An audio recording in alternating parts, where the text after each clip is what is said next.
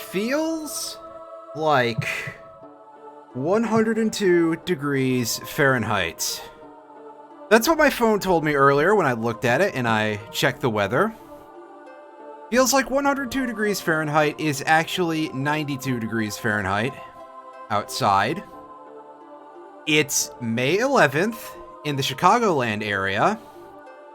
It is way too fucking early in the year for this nonsense, and honestly, even for times of year when it would be a little more normal, feels like 102 degrees is a little bit extreme. For those of you who live in parts of the world that use a different temperature system that is based on something a little bit easier for people to understand, that is less weird, that's somewhere in the vicinity of, it feels like almost 39 degrees Celsius in the middle of spring. I hate every single fucking coal executive ever, and I hope that they are obliterated. Anyway, you can see that we've dropped Glenn from our party, because honestly, he was just not pulling his weight, and we decided to bring in Grobik. Grobik, who has, well, the stats will look better when I look at the actual equipment, that's for sure. So, Grobik's grid is not complete, by the way. As you will notice here, I didn't fill in 5, 6, or 7 yet. We're going to be getting Grobik's special move in this dungeon, so that'll be a level 7 element at least. But of course, Grobik isn't much of a caster. His job is to punch things really, really hard. I did, however, give him Grim Reaper, just in case that ever is a thing that we're capable of using, because it looks really cool, it does a lot of damage. It's a summon element, it's exactly what you'd expect out of one of those. Fargo also has a minor change here. I dropped one of his Ice Blasts for Vigora, and we'll probably get to see that shown off a decent amount, depending on what we're faced with. There is actually something pretty important for him to steal at the end of the dungeon, so there's that to look forward to. Meanwhile, Grobik is geared up with some reasonably generic stuff. Granite Glove, Stone Mail, Stone Helmet, Power Seal, Silver Loop because I didn't have a better accuracy item.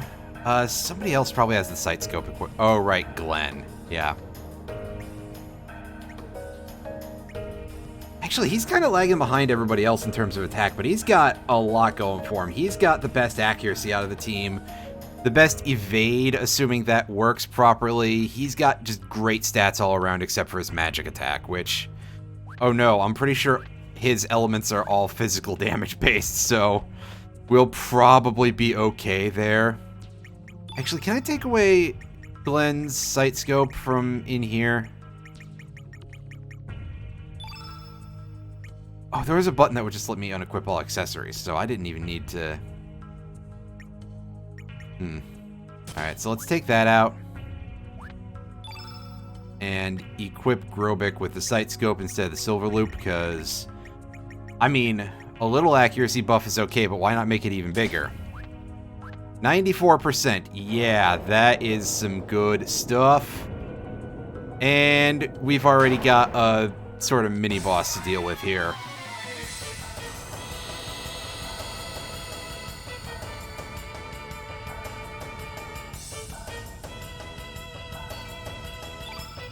We got the Polis Police. Yep, we're fighting a giant mech as soon as we come in. Thanks for the nice reception, guys.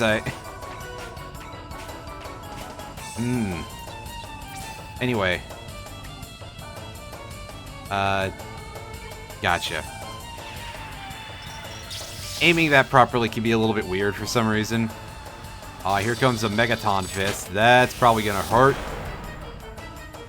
Yeah, see, it hit Surge, and Surge is resistant because he's White Element. And he still took that much damage.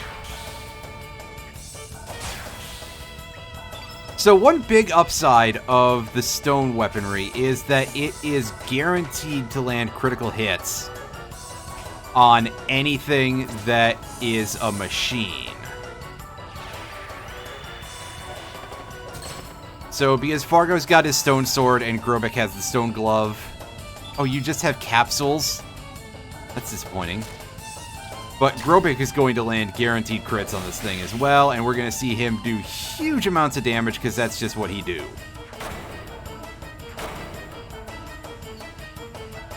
Meanwhile, yes, this thing does have very big windups on its attack. Why don't we show off some of Grobek's moves, just to have a little something to do here.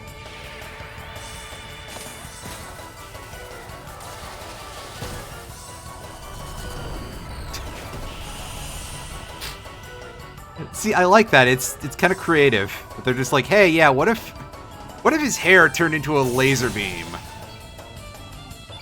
Oh, we blew its chest armor off, apparently. Wow, nice hit there, Surge. Glad to see you're joining the team.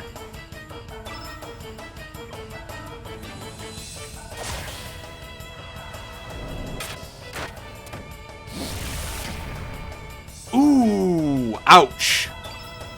That's a little gross. And I don't think anybody in here has a revive. Well, Chrono, why don't you get buffed? I did it on purpose that time, by the way. Just want to put that out there. That damage boost doesn't seem to be very big. We got a full revival we can use to pick Fargo back up. So at least we got that going for us.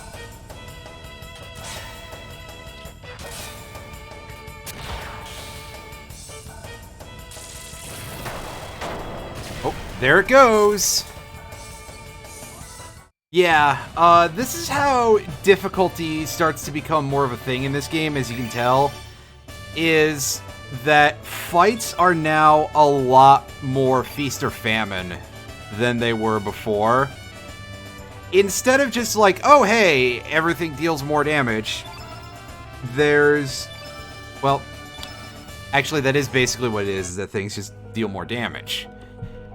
A lot of the fights don't necessarily get more strategic, which is kind of a shame because there's a lot of space for it in this setup. Also, yeah, Fargo does not have a level 7 slot yet, which I thought he did. Okay, this thing's an actual monster, so we can fight this.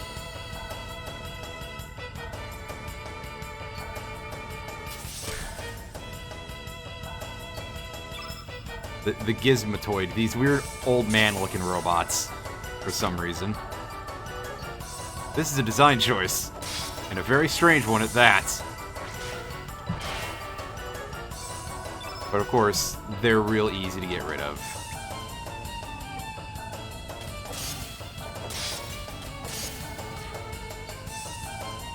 So you have some fights in the future here that hit you real hard, but don't take long to complete. And, I mean, I guess it works.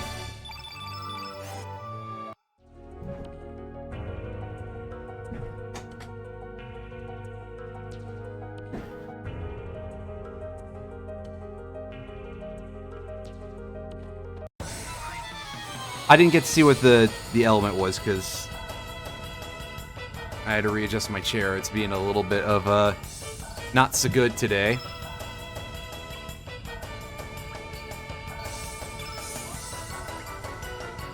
What's our other enemy back here? An arrow guard. Let's see if we can't deal with these first. God damn it, Surge.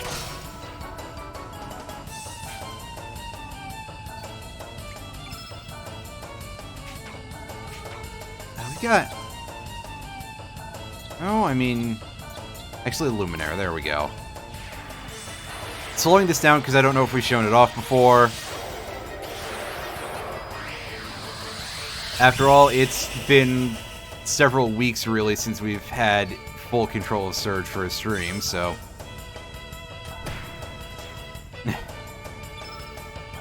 Again, I love when Fargo just punches his enemy in the face. Super good. So as you can see, the basic encounters are still going to be pretty easy. Also, yeah, the text on that scrolling thing in the background is indeed looking a little bit nonsensical. I assume it's just basically untranslated Japanese things that have been transliterated, i.e. moved over to the Latin alphabet. If I could think of the word properly, as a dog just barks in the background.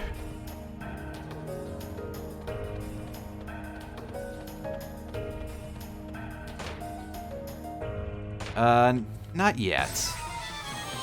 Let's take care of this enemy real quick. Because, hey, let's make sure that everybody's stats are up to snuff.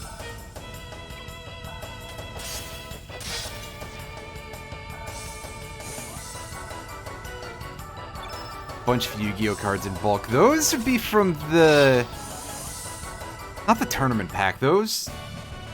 in English, those were part of the McDonald's pack, both of those, right? I know Frog the Jam was one of them, because there was, of course, a brief period when people were kind of looking at Frog the Jam a lot because it counted as a frog monster. Because of how Yu-Gi-Oh handles archetypes and stuff like that, there not being a ton of room for naming creativity. Oh, the other tournament pack? Okay. Gotcha. Well, you can tell it's been a while since I've delved into that section of things. I do actually still have a Cosmo Queen from the McDonald's pack. Never did get Millennium Shield, which I think is worth, like, several times more now, unfortunately. Still perfect for making Totally Awesome. Yeah, because Totally Awesome just looks at monster type regulations, basically. It doesn't care about names or anything.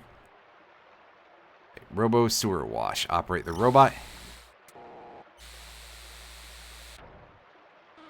Hit the triangle button to quit, and we can maneuver this thing around this little maze platform in order to pick up a couple of chests. Yeah, all the cards from both packs. Neat.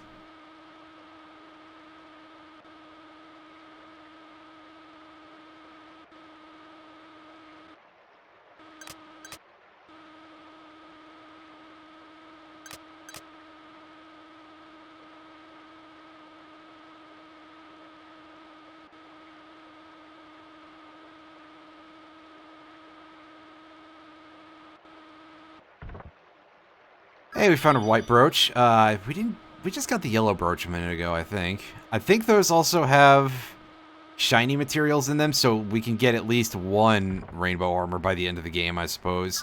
And a cure all. That, I want to say, is just going to do exactly what it sounds like, and it's a single target heal someone for all of their HP, which is pretty decent.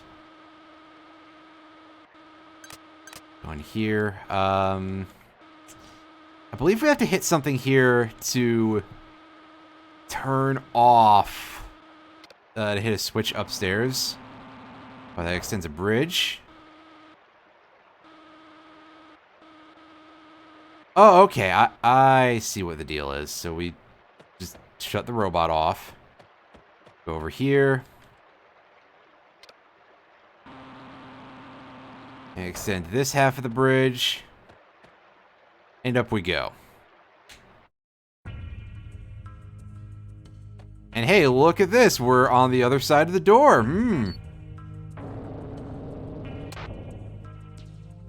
The solution is quite easy. Just go around and open the door from the other side. You know, if we knew how to lockpick RFID stuff, we'd probably be okay. Alright, so... that's right, I want to go to elements. That's... supplemental first.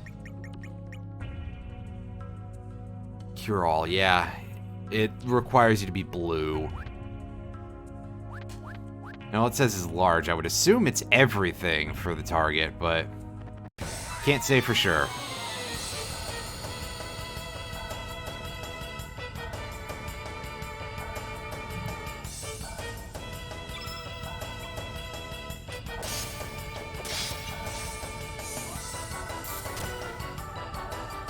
As we get into more fights with the Gizmondo. Oh no, the rubber melted before it could actually attack me. Oh no. Oh noes. Well, one of them got its licks in. Meanwhile, the Gyroblade is just not even rolling RNG for damage numbers.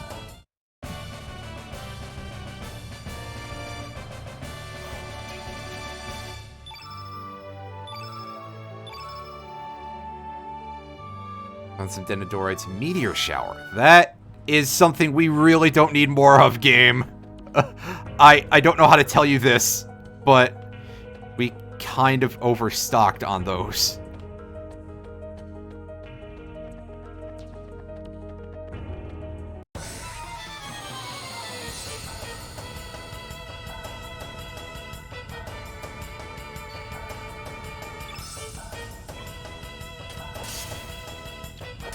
Anyway, if my inability to say words properly is really that strong, the White Roach has to wait around until I eventually play Bad Mojo on stream. I'm not sure if I should actually do that, though. I think some people would probably be even less on board with this, and some people are... some people would probably be even less on board with that than they are with this. Not because of subject matter or anything necessarily, but just because, you know, adventure games snore.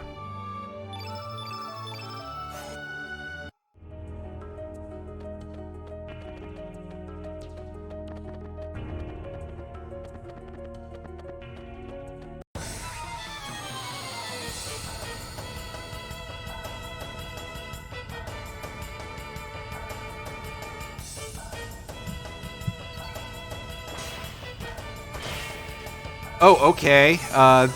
Thanks, buddy. I guess we're definitely targeting the Arrow Guard now. God damn it, Surge! You are doing this on purpose, aren't you? I don't know how you'd be doing it on purpose, but you are.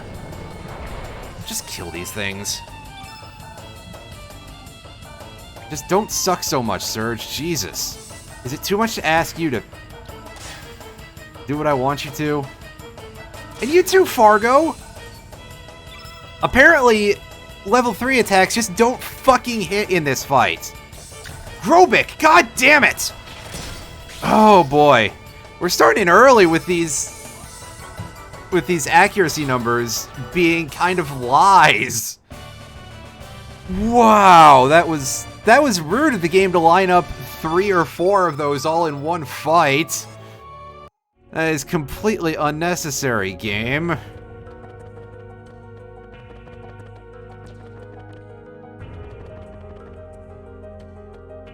Does this thing want to fight me? It's just gonna take it a minute, apparently.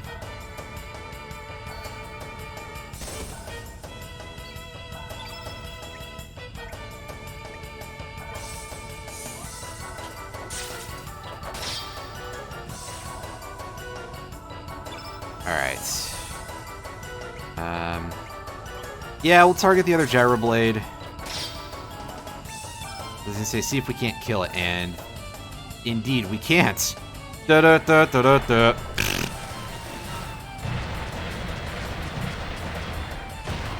This, however, never fails to make an impact. You know what, Grobik, you handle this. Despite that massive, horrible whiff in that last battle, I trust you to actually hit things more with 95 or whatever accuracy he's got with all of his accessories. Alright, so our stats should be maxed for the next boss fight. We don't have to get in any more battles if we don't want to, then.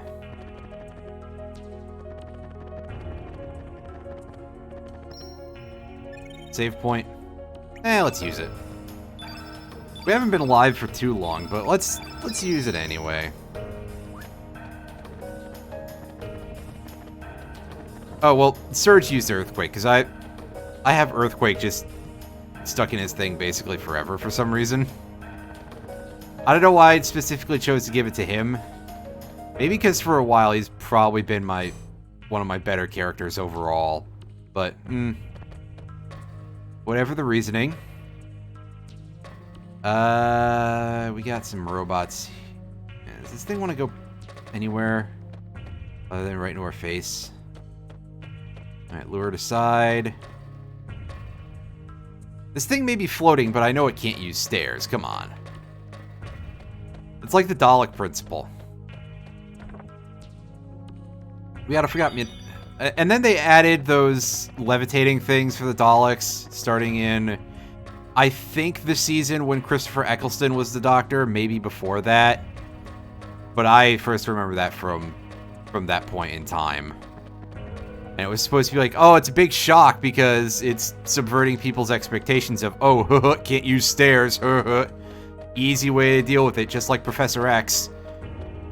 Anyway, that thing we got is a forget-me-not pot. I'm going to see if I can show this. If the description will say anything useful. Memorizes monsters to be used in doppelgang ability. So I think we can actually access one of these much earlier in the game. This allows Sprig to capture things for doppelganger by having anybody kill them instead of just having her kill them, which is also useful for the monster arena mechanic if we were to go back to the Zelbes in the other world and do the Grand Slam. But that's not really on my agenda right now, so that's not a super useful item, but I won't complain too much. So it looks like our only way to go is over here. Over towards the dock of the bay, which we sit on and watch the tide roll in. Hey look, it's another ghost. Perhaps what we were doing is wrong. If this experiment succeeds, we'll be able to control time. We'll have complete control over history and, in a sense, become as gods. I know it said something else, but I've been missing near automata lately. If so, what meaning is there to the history of mankind? But it's too late now. We can't afford to fail in this experiment. If, for some reason, anything goes wrong, the anti-annihilation energy will probably overwhelm us. Who knows what the consequences may be? Well, you would see, I would think that the point of human history would be for it to persist for future generations to learn from, but also, maybe if philosophy was not thrown to the wayside so constantly in this society as it is in the real world, there would be people to help you answer that question. But no, thinking is for nerds. Christ. Do I have constant crises about the fact that that's what my degree is in, and it means that I don't have a whole lot of use to a lot of people? Not at all. I'm normal. I'm fine. I'm normal. Everything is okay.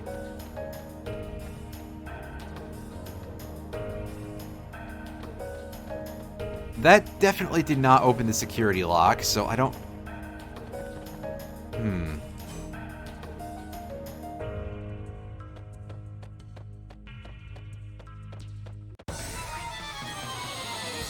You know, this isn't going to be a hard fight. Let's take care of this right now.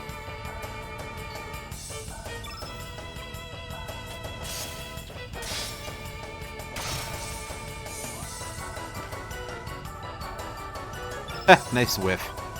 See, the enemies can do it too, and I'm going to make fun of them for it. Throw out some Inferno. Amazing! Surge won the coin flip for that to hit! That's a Pokemon joke. Listen, after all the Earthquake references, I get to say it too. Alright, so the Forget-Me-Not pot chest was over here. There doesn't appear to be anything else in the area.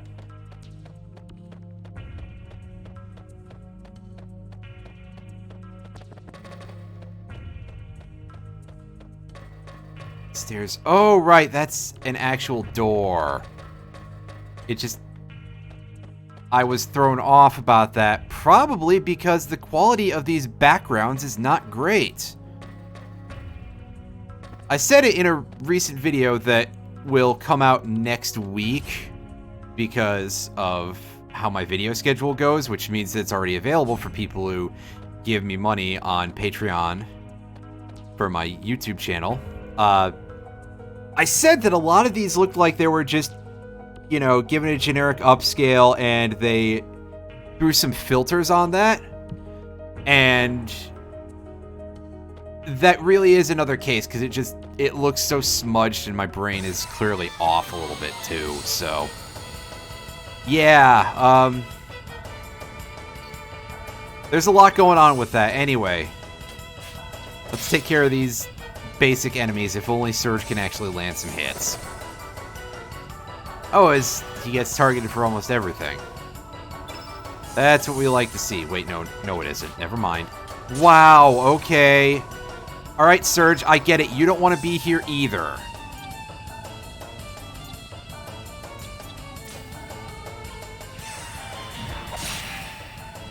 Oh, wow, that's a lot of damage. Whoo, boy.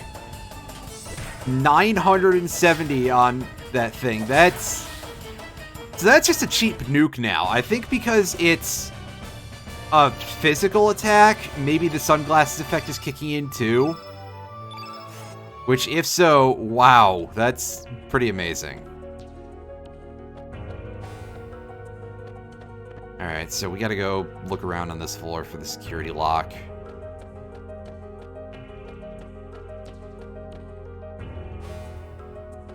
Yeah, of course that is, because that's just the elevator. Go in here. Oh, hey, look, it's the world map. Oh, hey, look, we can walk around on it, just not the way that we usually can. So now comes the part where we get some more plot. Where was the lock release for the elevator again? Oh, I guess we're getting a little info about that. Alright, the security lock is open. You have plot, right? Originally, El Nido was nothing but ocean. The El Nido archipelago is purely artificial, created by fate. Whoa. It was a remodeling plan that took place 10,000 years ago. So, in 8,980 BC, right? Planned to include islands blessed with nature in the Sea of El Nido. The main island of El Nido, Earth Dragon Isle, Water Dragon Isle, Black Dragon Isle, the development of elements using the energy of the natural world, the distribution of memory terminal devices called the Records of Fate that could monitor and guide people's lives, the research center staff who had their memories of the future erased left the center and began a life outside amidst nature. This is how Fate's paradise came into existence. And for 10,000 years, Fate has been watching over and guiding the descendants of the staff who left this research facility. Everything was in perfect harmony. That is, until 14 years ago, when a boy came into contact with the flame on the night of the storm. And pause. Okay, so first big piece of information. It was established much earlier from the signage somewhere, possibly that statue. One sec. It was established that Chronopolis was founded in 2400 AD. And it was sent back in time to what I've heard referenced as 12,000 BC. This might be a thing that is listed somewhere else in the plot that I've forgotten about. But according to that metric, it was sent to probably about 8980 BC. Either way, sent significantly far into the past from its position in the present. And we'll learn why later. And eventually it just sort of became this region of the world which did not exist prior. That Fate, the central computer of Chronopolis, which that might be a spoiler, took over, terraformed the location, turned chunks of the facility and stuff into islands, wiped people's brains and sent them out into the world to be regular humans. That is kind of an explainer for why this does not exist in Chrono Trigger, which is one of the more contentious things about this game, that it's like, oh, how did we not know it was there? Because it actually was not there. So, Chronopolis does not exist until the Good Future timeline exists, which means it doesn't exist until after you've defeated Lavos. And the game does not operate with that type of, well, pardon me, the world of the games does not operate with that type of paradox correction in mind. Basically, at the end of Chrono Trigger, after defeating Lavos, everything is hopped over to a different timeline. Does this dude have more to say? No, it just toggles the map if you touch the screens. Okay. So this would have been what it looked like 10,000 years ago, right? Give or take.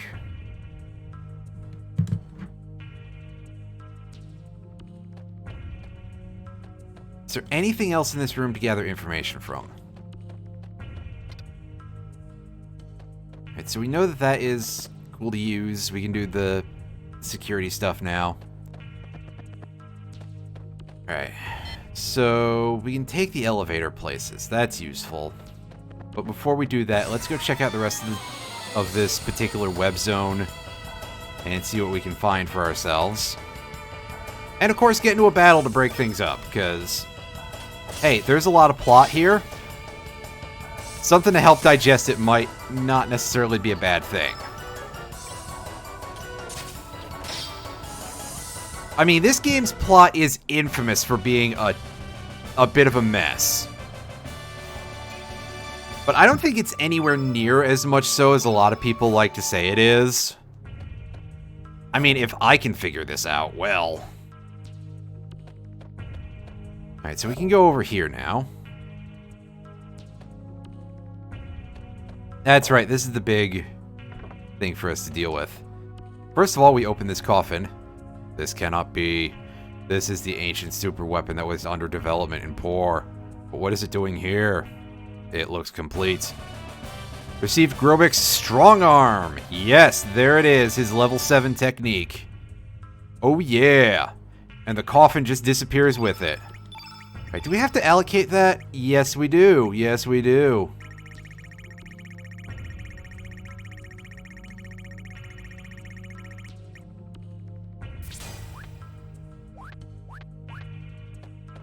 Alright. So, the lock release code for this is basically dependent on which of these doors you have open. If I recall correctly, it's basically you use them as a solution to a binary puzzle, as if closed doors are 0 and open doors are 1. So we just close all the doors, enter 0, 0, and we get some recharge elements. That is one of the sillier puzzles that I've ever seen. But let's have a look at those recharges. Healing and supplemental first. We get 5 of these. They're level 6. Recovers a used element for reuse. And I don't know if we get any more of those in the game. Those are going in the way too precious to use pile. Just put them out of your mind forever. Oh no, we reactivated the robots. The robot. Can we open this door yet? No, I think we're gonna have to come in from the other side somehow.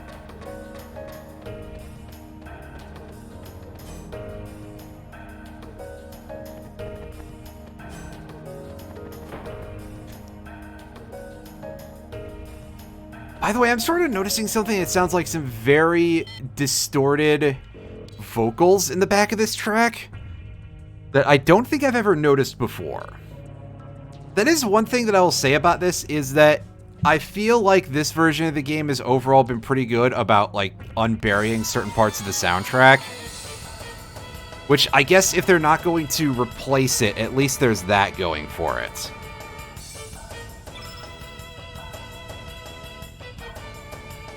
But wow, I really don't know what they wanted this version of the game to be, other than free money for the creators.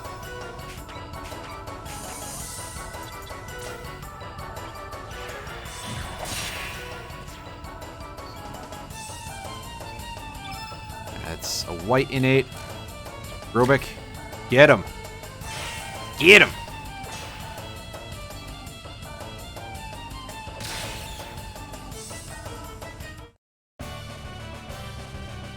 Nice. Real nice.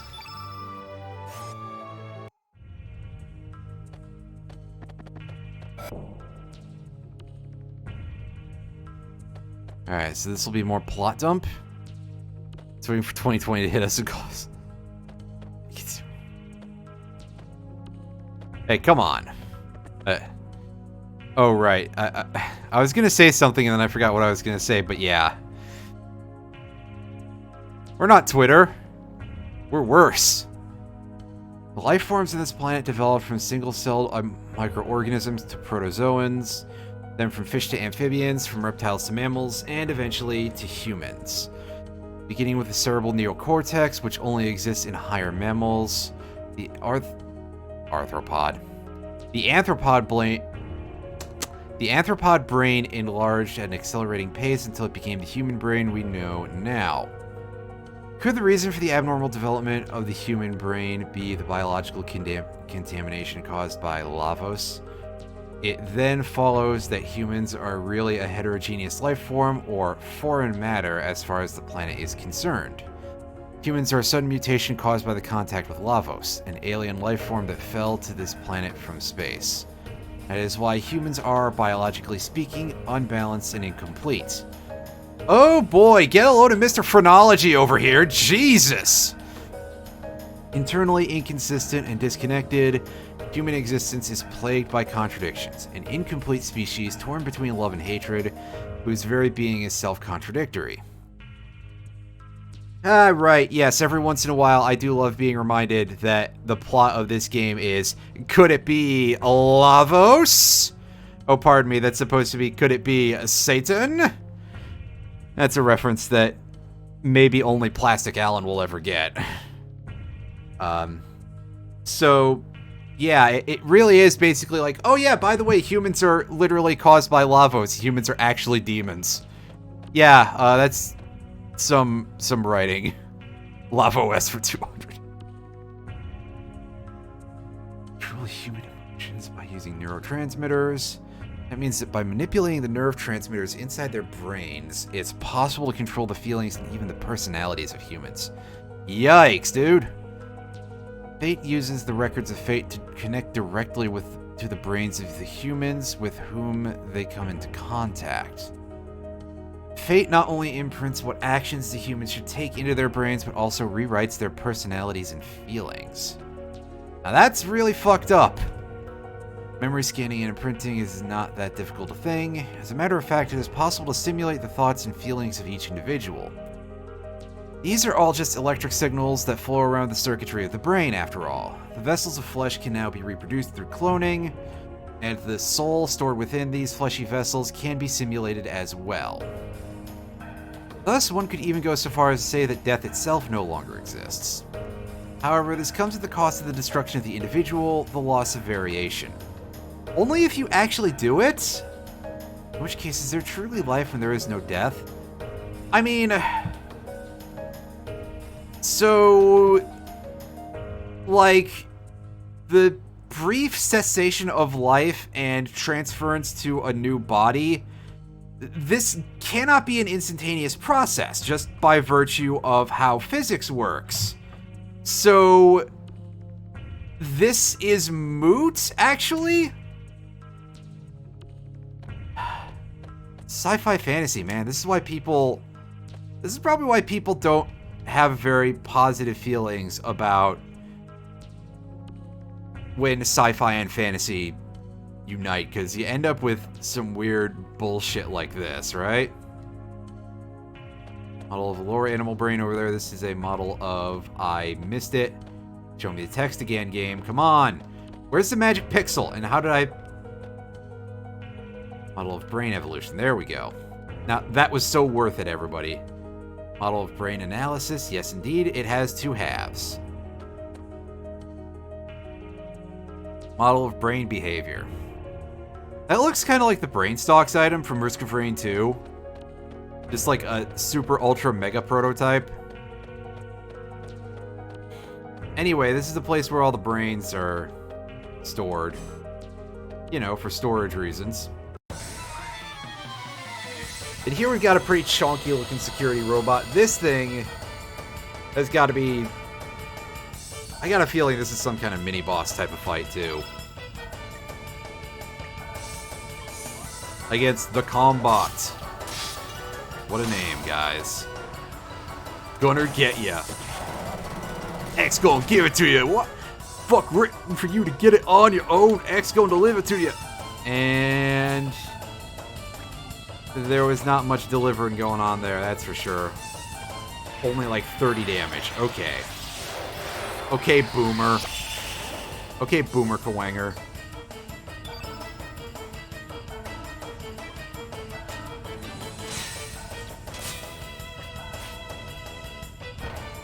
Damn it, Fargo. Whiffing right at the very end. My dude. You need to not.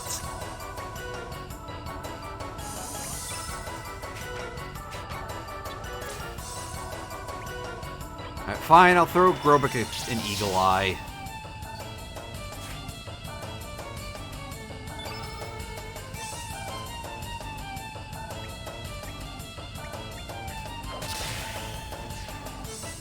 Oh, that's nice.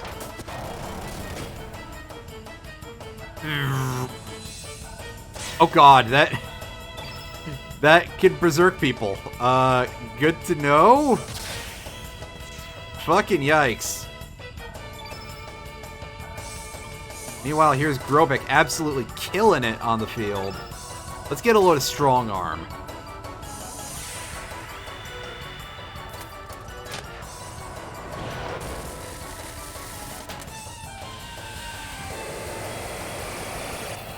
Oh, that thing looks impractical because of the lack of joints, but it's pretty damn strong.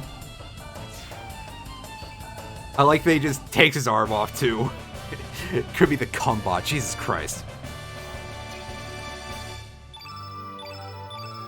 You mean what most people used one of the bots for in Alan's Discord when it generated anime pictures?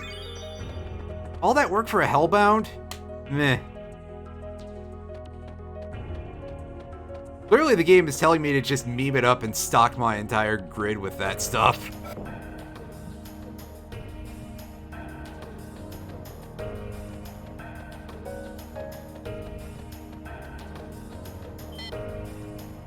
Humans and reptiles.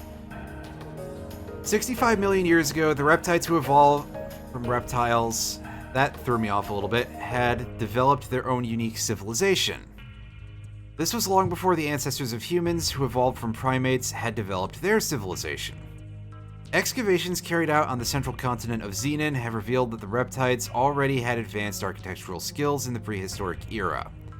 So, Giant's Claw, I guess, is what you found? But Lavos' descent to the planet's surface and the ice age this brought about rang the death knell for the reptiles and their civilization. After that, the reptiles slowly disappeared from the stage of history. Not completely and immediately gone, I assume because of the dimensional vortex, which is a thing in Chrono Trigger for the DS. However, in the distant past, humans could have been defeated in the contest of evolution, and the reptiles could have continued to develop. It is not unthinkable that such a timeline could exist in another dimension. Everything is purely a problem of possibilities, and the world is only stabilized by the viewpoint of the one who observes it. That's a pretty decent graphic for the reptiles over there. That human graphic, that absolutely looks like just a dev shot and they threw some filters over. Just a second, everybody.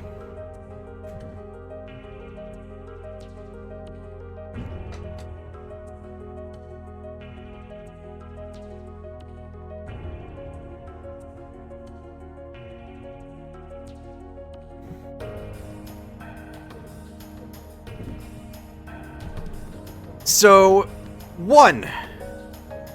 This includes a phrase that I was specifically looking for that I didn't remember if it was said in the script, and that is Ice Age. Yes, the Reptites were wiped out by an ice age that was caused by the fall of Lavos. Lavos taking the place of the meteor that ended the Cretaceous period, basically. And 2, there is a whole other alternate universe Reptite timeline. I think that's been briefly touched upon, but the full consequences of its existence are not explained just yet. Ow.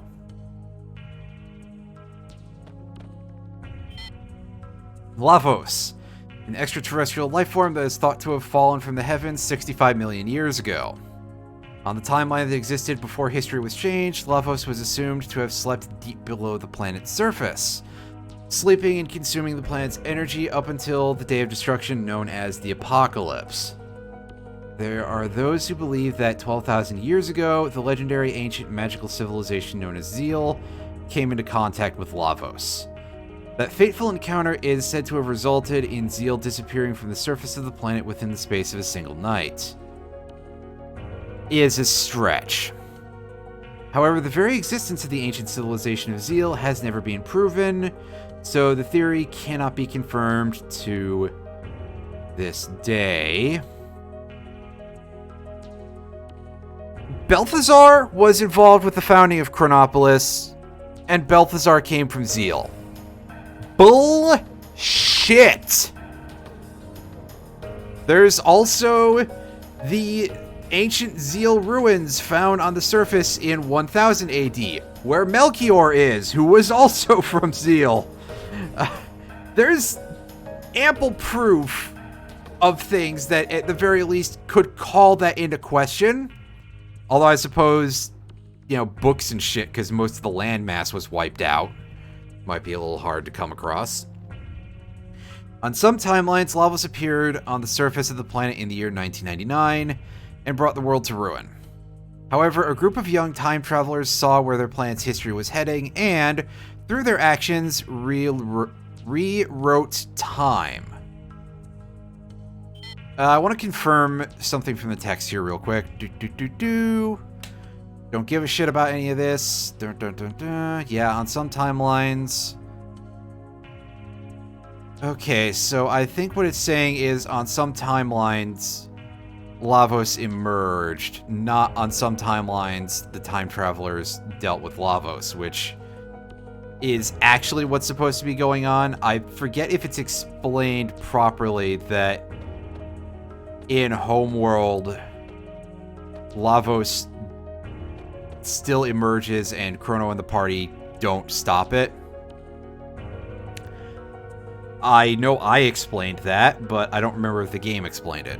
DNA records of poems and music, adenine and thymine, guanine and cytosine, rhythm and melody. Perhaps the DNA of the ones who make contact with the flame is recomposed by the sound they generate within. I wonder if life form's just dreaming in an endless flow of music. Well, I've heard theories about everything in the world just being various electric signals, so that's not completely the most weird new age thing you could expect, right? Chest, we got a rainbow shell. We probably now have more of those than we're going to use in the entire game.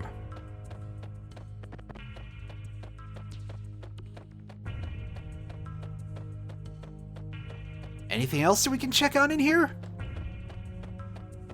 The answer appears to be no. I thought there was more in this room, but I guess that's what the rest of the plot dump dungeon is for. The plot dumption.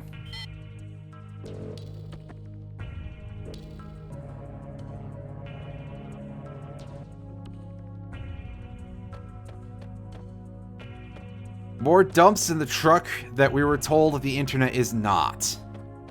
Instead, it being a series of tubes, apparently. Somebody brought up series of tubes recently. I'd forgotten about it entirely until that point. Just absolutely lost it. Everyone gather around. Let's see. In the 11th century, a scientist by the name of Luca indicated the possibility of time travel through the use of a time egg, which utilizes miniature black holes. And no discussion of the use of the Zelian pendant for it. Whether this could actually be possible or not is still the subject of intensive debates, and no conclusions have been made. Suck. According to her theory, by rotating a single point of supergravity, space-time continua can be drawn in, thus making it possible to transform that singular point, which pulls in everything else, into a ring formation. Using this ring as a gate between dimensions, it should be possible to travel back and forth between various space-times. So a union point for various axes in the fourth dimension. Time eggs may have already existed during the reign of the ancient dynasty we heard legends about. We shouldn't have to rely on theories from an ancient civilization that may not have even existed. We can do this ourselves. But the legends say they alter time using a time egg. That's just a legend. There isn't even any evidence to prove that this ancient dynasty ever existed. The experiment should be starting soon. After we discovered an unusual gravitational field in the barren sea of El Nido, we built artificial islands and established Chronopolis. There it is.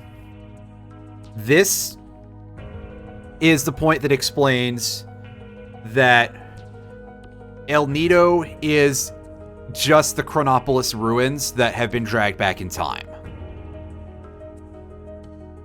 They took a location where there was this unusual gravity and there was nothing else going on, and they established this big-ass facility to do stuff. All done to facilitate our top-secret research. But now, our research is about to come to its end. Once the final adjustments are made, the experiment will commence. It's just a matter of time. So everyone should keep up their good work. The chief hasn't returned yet. He hasn't? Then we'll have to hold off until he gets back. Time is not absolute but elastic. It is both relative and subjective. Individual differences emerge as time changes. Perhaps people, all life forms, exist in their own separate strands of time. Is time independent, marching to the beat of its own drum? Pfft, ridiculous. So... Oh no, I forgot what I was gonna say. Yeah, so basically, Chronopolis got sent back in time as a result of them futzing with the time egg. Gotcha. Conducting a simulation of phase shifting.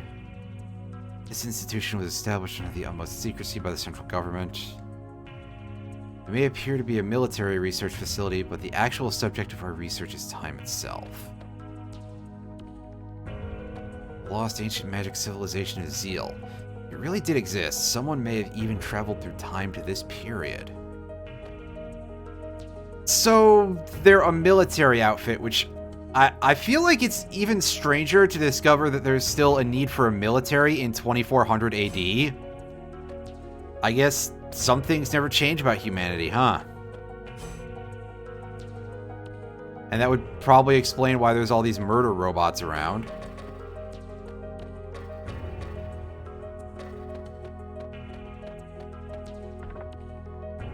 Hey, we found uselessness.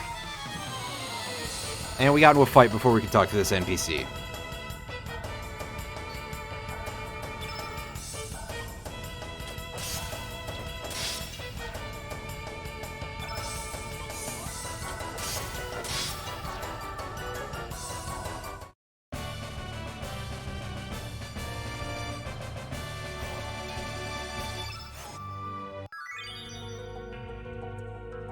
Hey, you gonna talk to me? Chief said he was going out for a walk. Probably by the docks somewhere, gazing out to sea. Alright, so we're gonna have to go back to the docks, is what we're being told. We'll find out in a second. Let me in! Let me in! Not like a reference to, the Eric Andre show that I forgot the name of. Let me in. There we go.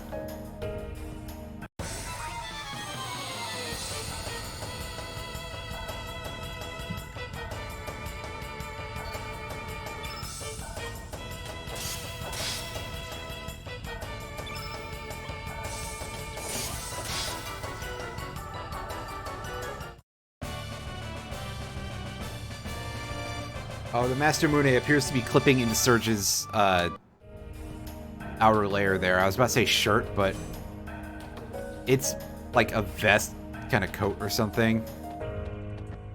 Yeah, hit non-detection moments, exactly. Let's examine the rest of these computers and see if there's anything interesting that it can tell us. I mean, I want to know about this dude and his dice research.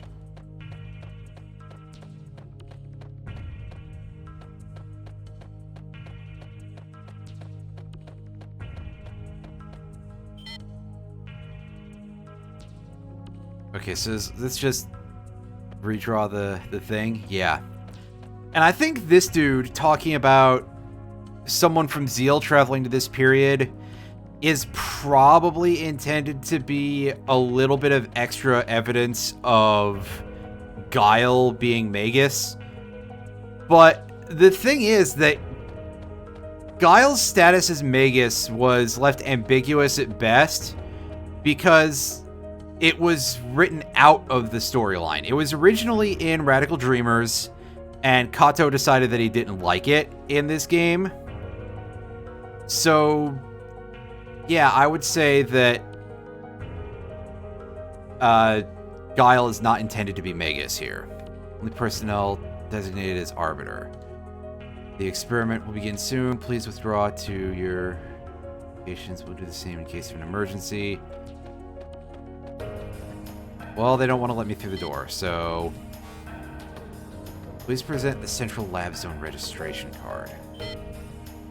But we don't have that. Let's go and see about finding this chief and see if we can gain anything through talking to that duder, but I mean, it's just going to be a ghost, right? So nothing's going to happen. The Time Research Lab. Okay, so things are different. Which served as the foundation of this research center, appeared out of nowhere in the year 2300, and was headed up by the scientific genius Balthazar. However, at the peak of his career, he simply vanished. We've continued his work and have come this far. Our work is almost complete. Well, it's about time I headed back. The experiment's about to begin. Actually, are these shadows, like, cognizant of our presence? Or are they just sort of operating automatically? Or something? It's very difficult to get a bit of a handle on that. That actually, I would say, is one of the most complicated parts of this particular string of events. Alright, so everybody has gone forward a bit. Oh, look at all these save points that they haven't finished building yet. This is the observation room. This is where we observe the two parallel worlds. Hello, combat blocking an item. I'm gonna get that in a second. The main computer of Chronopolis is called Fate. That's a bit of a name choice. Fate contains a massive amount of historical data dating up to the year 2400. Well, yes, because things ended at 2400. Large-scale prototype completed in the year 2300. It integrated the old mother brain computer circuitry into a more powerful supercomputer. You idiots! Oh no! You dumb motherfuckers, why would you do that? For those of you who are, for some reason, not very aware of Chrono Trigger, especially the late game side quest section of things, Mother Brain operated the Genodome facility where humans were being systematically destroyed and reprocessed for their materials, I guess. No, they appear to be trying to do something much worse than release all the Metroids. I mean, I guess recycling, I understand if that's a way to get a fast turnaround time, but why would you say, hey, we're going to look at this literal genocidal AI and we're going to use that? Maybe it was less psychotic in this version of 2300 in the good future. Although, who can say, because where would the effects that would change the circumstances of its creation come from, right? Because Mother Brain had to come from somewhere in the first place. Right? It's just a big, oh no, you idiots moment. Anyway, we got a chonkster to beat up here.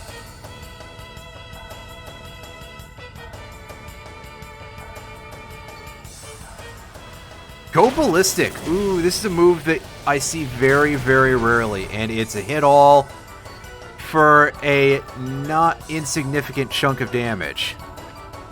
You know what? I want to show off Vigora here, so let's go ahead and get... Okay, correction. Let's get Grobik to do his thing first. Use an Eagle Eye on Chrono. And by Chrono, I mean Surge again. Alright, Fargo. All you need is 4. And you're making it hard for me to believe that I'm going to actually pull that off.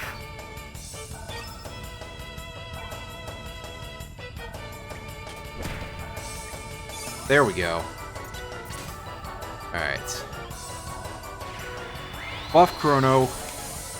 Oh god, I did that. I didn't even do that as a joke this time. I just done fucked up. Alright. So, get a load of this. No stamina spent. No stamina spent.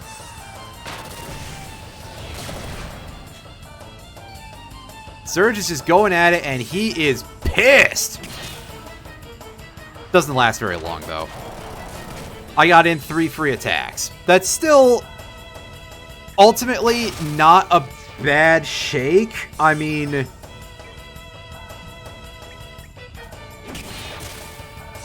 that is, in fact, a lot of damage.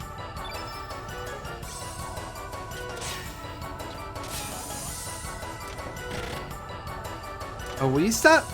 Will you stop being so rude to Fargo? Let the man live. I mean, he's probably got lung problems because he just is constantly lighting up a cigarette indoors.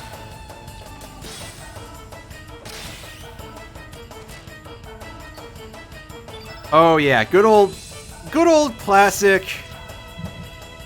PS1 era RPG visual style. You're to the other Fargo. I know that's a reference to something else, but I just think about the fact that, yeah, the Fargo in the other world is kind of a shitter. Team just randomly gets debuffed from secondhand smoke. That would actually be fantastic in a terrible way. And there's the card key. That'll let us go down to the basement. Boop. It all began with a notebook my mother handed me, so I think this is supposed to be Luca. She told me she found it while cleaning out the closet. This old notebook covered with mold was a diary that belonged to my grandfather who passed away years ago. It contained his distant memories. Device playback archives. Looks like someone's memoirs. Wonder if you still remember. We first met, and our many adventures. It all seemed like a dream. We ran like the wind during those warm summer days, long ago. We were a piece of a star that fell from the sky. Yeah, Luca, we get it. You're not straight. Sorry. I can still relive the memories of those days long past, just by closing my eyes like so, and whispering your name into the desolate night. Kid. Radical Dreamers, Le Trésor Interdit. Interdit, there we go. Radical Dreamers. Metal Gear! What does this mean? It's a conversation with a comrade. They didn't say the phrase Radical Dreamers, though. Wait a second. Are you ready, kid? I know you're anxious, but stay on your toes. Yeah, likewise, mate. You mess up and I'm leaving you behind. Got that, Surge? Come on, Magill, let's go. And there is a reference to Radical Dreamers. So, McGill is the name that was used by the character who later, previously was Magus and was mutated into Guile for this game.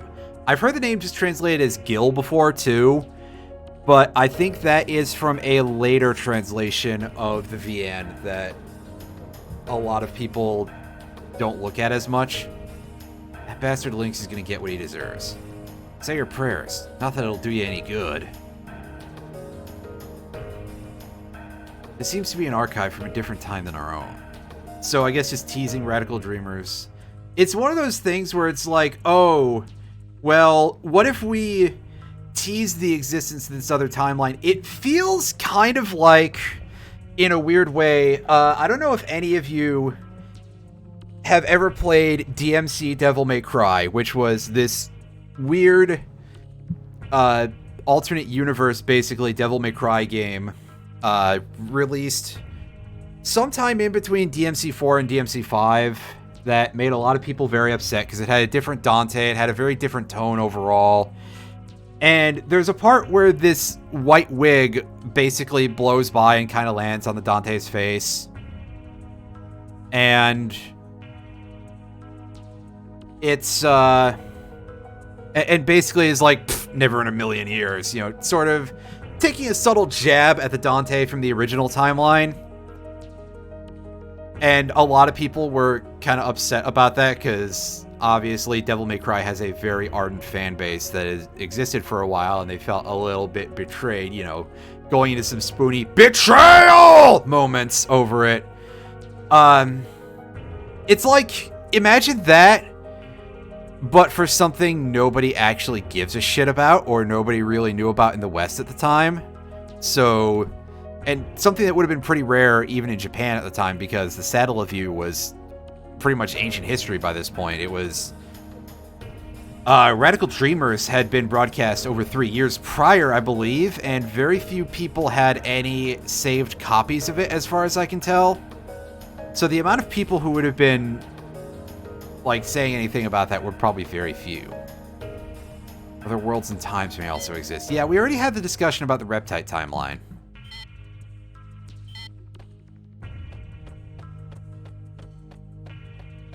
Anything else to view from any of these TV screens?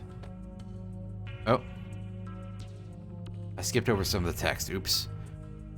Two worlds that are so close in nature yet so far removed from one another exist in separate dimensions.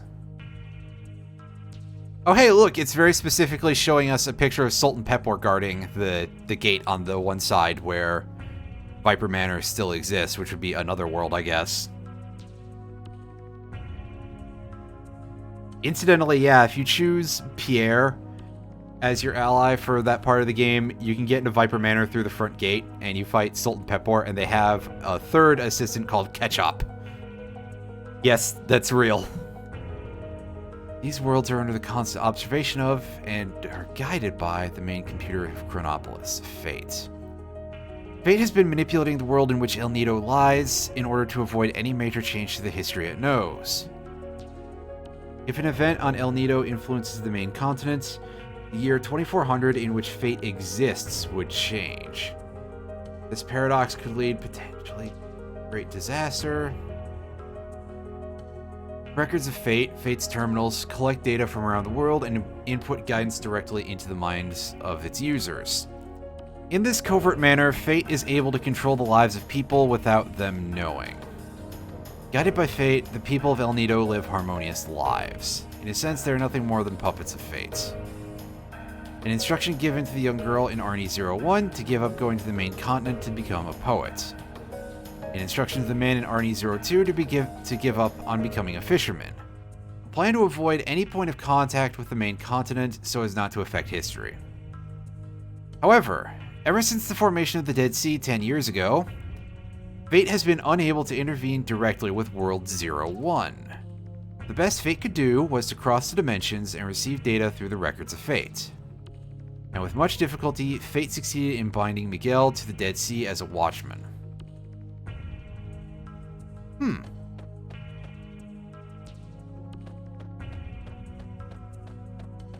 I think that was something that was basically already explained before, though.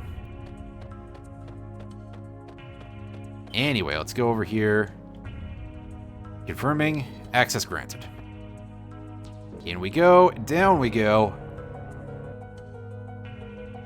All the way to the basement. Alright, so we got two of these funky junks here. Alright, I guess we just have to beat one of them up. It's just a fact of life.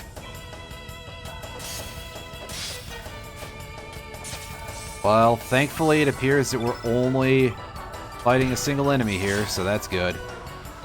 I don't know why I say it appears. It's not like another thing is going to appear in the middle of the fight. What do you think this is? The Bibas? Oh, the Bubba Bibas. What a fight that was. What an annoying fight that was. Oh, I think I just saw Grobik take his arm off and beat the enemy with it. Nice. Glad to see that motif recurring from the Cybot enemies we faced earlier in the game. Not to be confused with Noob Cybot. That's completely different. Alright, so fingerprint and retina scan required. Please step inside the circle and hold up your left hand. Project Kid, huh? I think we heard that name earlier. Analyzing. Please stand by. Analysis complete. Fingerprints, retina, and C-class DNA all clear. Data discrepancy due to aging within permissible range. 96% confirmation that this individual is the last registered arbiter. Access granted. Welcome back. Title drop. Wait a second. So that's why Lynx needed Surge's form. Lynx must be inside already. Yes, along with the frozen flame. Alright, well. Time to complete our quest? Question mark? Grievous bodily harm of the body. Where are we? Is that a frozen flame? Exactly.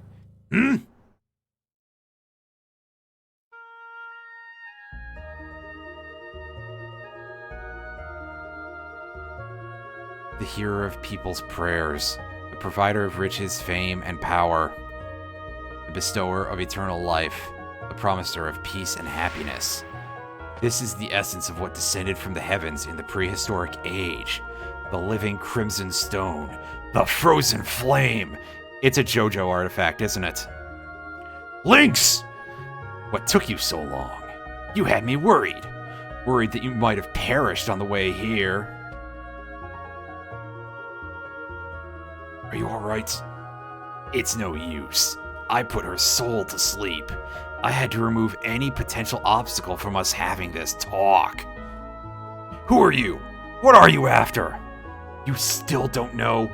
I am the human incarnation of Fate, the living interface of the Fate computer system. Or put simply, I too am Fate. What? 14 years ago, on the night of a terrible storm, the cogs began to turn. That night, Wazuki and Miguel set out to sea carrying a sick child on their boat. This is doing a number on my throat. I need to stop. That child was you, Surge, after you had been attacked by that panther demon. Your poisoned wounds were beyond the healing ability of the doctors in Termina or even Goldove. So they set sail to Marbule in order to see the sage there, not knowing how bad the storm would become. Being skilled sailors, the two men were able to survive the storm, but they were blown off course and came ashore on this island, where they decided to seek shelter. At the time, this research center was offline due to the severity of the storm. It only took 10 minutes for the system to power back up, but by then the flame had found you. Contact with the flame healed your young body, but that was not all. Once the security system was rebooted, it would only grant access to you. The Arbiter. You can't imagine the trouble this caused the Fate computer system in achieving its objective. Inside of Fate, there was a standalone circuit that had been kept hidden since the old Mother Brain generation. That circuit was designated to start a malfunction, or more precisely, a rebellion. Who would have thought that such a small bug, a traitor, could exist inside of Fate? That hidden circuit was based on the initial Ashtier model circuit board, with extra logic added by another scientist. Otacon! Sorry. Fate itself did not realize that this circuit was present within the core of its memory, within the core of its system. Or more correctly, the circuit was programmed so that the moment Fate did detect it, it would erase all record of its detection.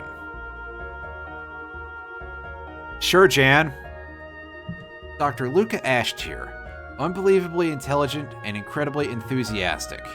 Might even go so far as to call her a mad scientist.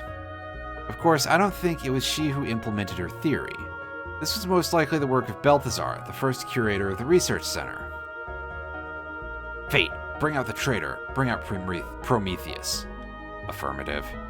You have finally released me. Welcome back. So, you're the real Surge. I've waited a long time for you. I'm glad you made it in time. Surge, I beg you, please bring an end to the enmity between Fate and the dragons. Fate, eliminate him. Affirmative. Now eliminating Prometheus. No, you can't. Surge, please, for the future of mankind. For the future. Idiot. Destruction to those who would oppose the goddess of fate. Lynx, why you... Come, Surge. Oh, that is an animation that could have been better. Show me what the purpose of your life on this planet is. Teach me what it means to be alive. Whoa, whoa, whoa, whoa, whoa, whoa.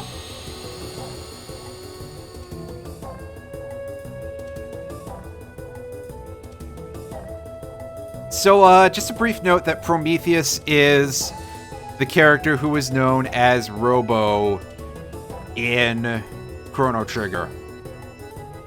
That is something that you learn in Chrono Trigger, so it's not like I'm pre-spoiling anything in a real sense here. Commencing countdown. 5. Ooh, it's leading off with Diminish. It's doing my work for me. Okay. Thanks, Chief. Unfortunately, 387% misses in a row. Surge! You useless son of a bitch.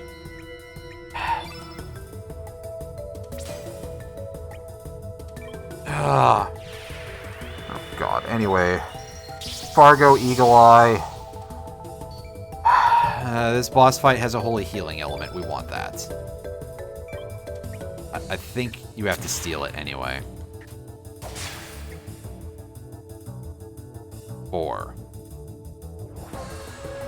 And here comes Graviton. This is probably not going to do jack shit because of Diminish. Oh, Jesus. Never mind. That's a lot of damage, all considered. Considering the circumstances that we're in, yikes. Give me your thing. Yes, there it is. Holy healing. Alright. Grobik. Land a few attacks, please. That's all. I'm just asking for a few here. And we'll throw another Eagle Eye onto Surge.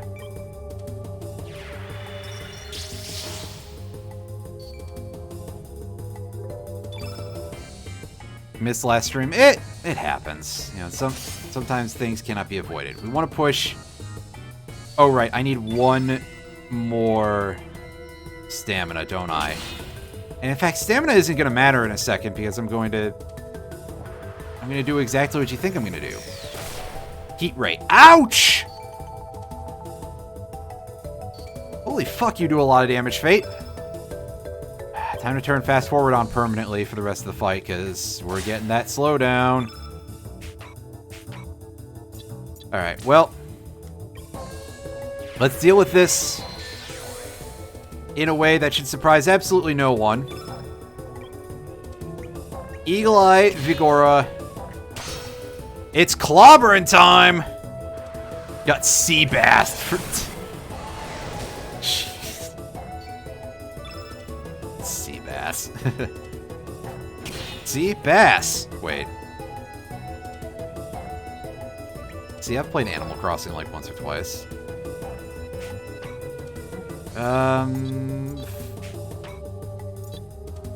Fudge. Recover All is our only real white element choice here. Alright, so... Robic, do you have anything I can do to advance the field here? You've got a Meteor Shower. This is probably going to do absolutely pathetic damage, but let's show it off real quick, just for fun. Just for funsies. Yeah, 30 damage. Don't wear yourself out, buddy. Element, do you have a white ready? You have Purify and Revive. I think both of those are a waste right now, so... Alright, we need at least 4 stamina on Surge to do what I'm gonna try to do here.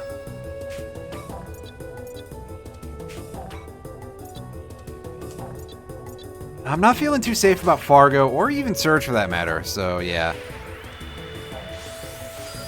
Hit a pirate, it's completely coincidental. Alright, Surge, do you have perfect accuracy still? You sure do. Clonk. 1. So the countdown is not like instant death, by the way. It is something pretty strong, I believe, but it's not as bad as you'd guess, just from the fact that it's a countdown from a big boss like this. Fuck! I just realized my field is ruined! Oh my god, I fucking hate you so much, game. Oh boy.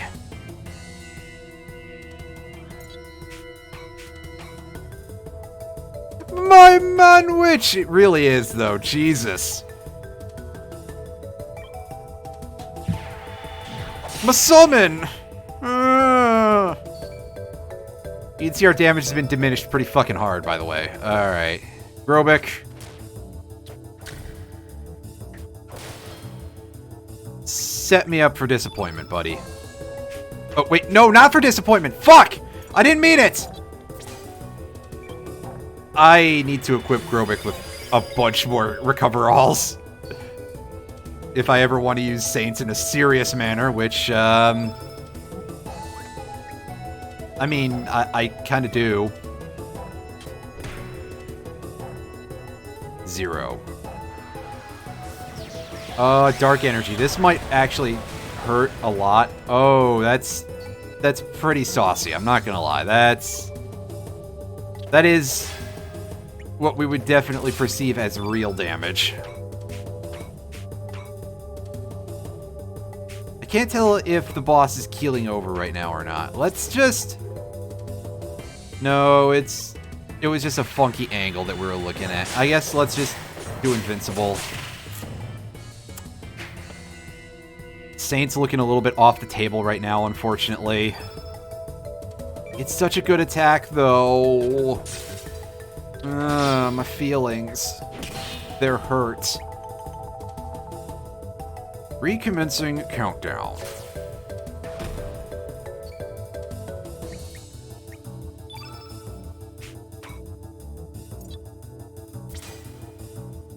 Alright, let's see how you take Flying Arrow. This is one I don't think we've shown off. Oh, hey, we got a Chifo for that. Thanks, game. 486. Was that weaker than Dash and Slash? Was that still a kill shot? Okay! Well, fuck me then!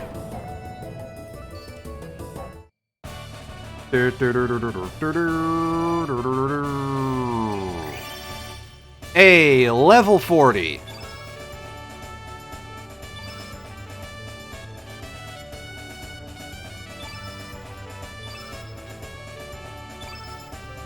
And found a magic seal. Oh boy, anybody like a plot dump? Because you're gonna get another one. No, how could you? Fate, the goddess of fate, was not meant to die.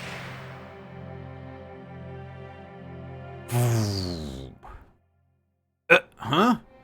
Where in blazes am I? Surge, what happened to me? That's it.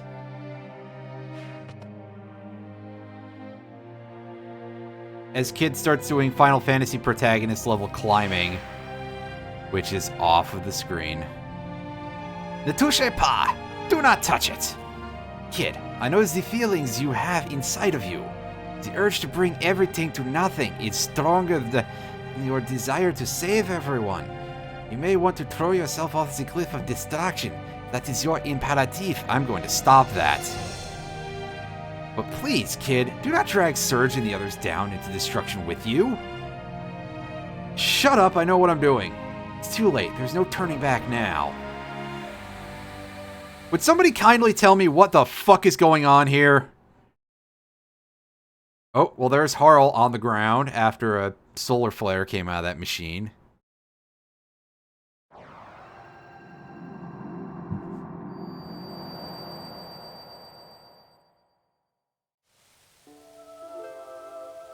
Fate has fallen. Fate has died. The second time, I mean the concept, not the machine. Arg! Finally, the time has come! Indeed, the long, endless night shall finally come to an end. Now, for mankind.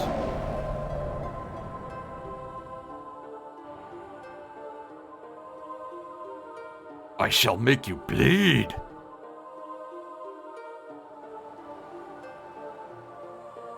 Feel a million years of this planet's agony, pain, and suffering.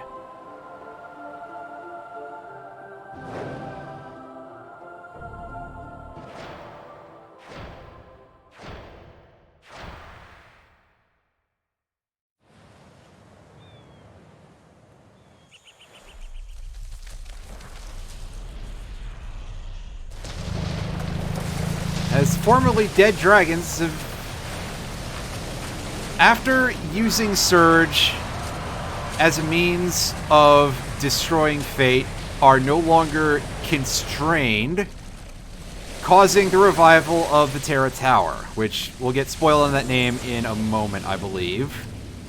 And we'll even find out what it is and what the dragons are, I believe, very, very shortly.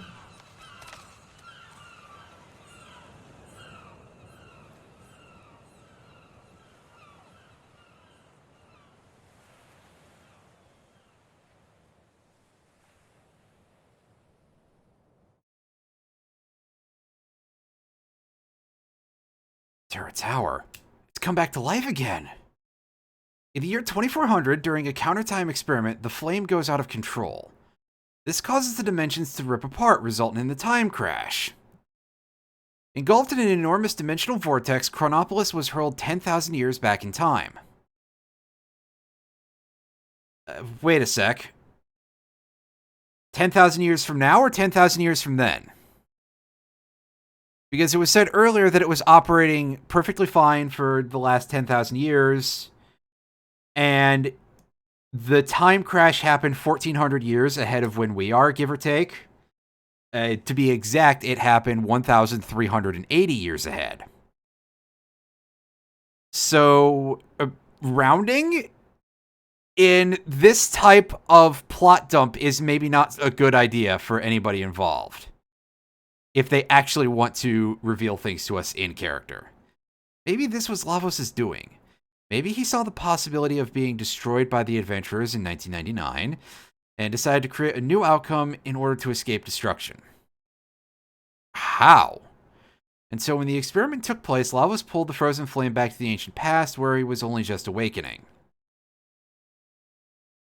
It's stated in the original game that Lavos always comes back for its spawn, and the frozen flame is, I think it's been explicitly stated at this point, that the frozen flame is a shard of Lavos that humanity came into contact with, and blah blah blah. So, I think that this is just an extension of that, and there's nothing deeper than that. But, of course, some people, I think, like to theorize that Lavos is, like, actually alive and not just operating on instinct, which is very hard to tell. Time travel is not as complicated as it seems, but there are a lot of,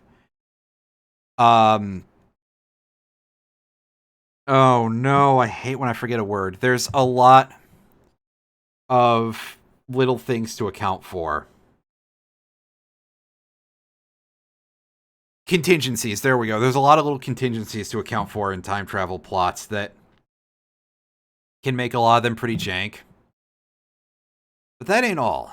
At the same time, another city from a different dimension's future was also thrown back in time. Dinopolis, the future city of the Reptites, Azala's descendants who had evolved more closely with the planet. Dinopolis, yeah, so we're just now being revealed what Dinopolis is. Azala has never been described up to this point, but we fought Azala in Chrono Trigger. Just as Lavos, in an attempt to save itself, summoned Chronopolis from the distant past, perhaps our planet summoned Dinopolis back into the past, maybe as countermeasure against Chronopolis and humanity.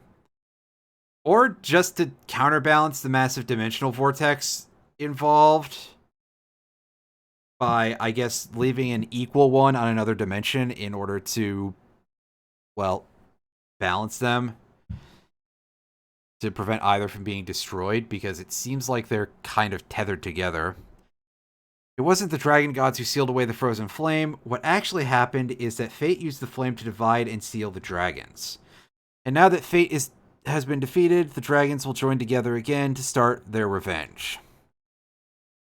The dragons basically being war machines. In fact, I believe it's outright stated somewhere that they are created life forms / machines engineered by the Reptites, who later became the Dragonians, so kind of makes sense a little bit, to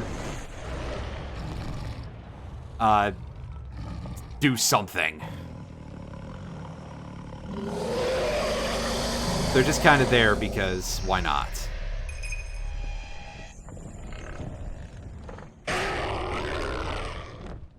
Oh, and this cutscene is full of some really freaky looking shit as they all start mauling each other.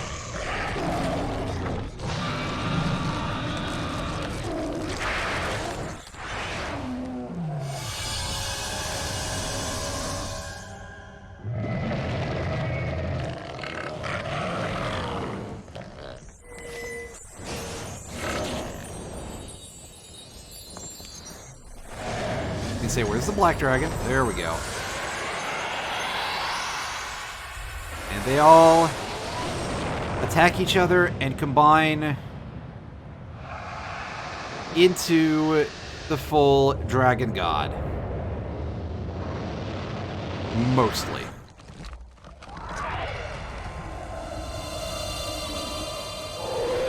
When its mouth was closed, it kind of looked like Sin for a second in the face.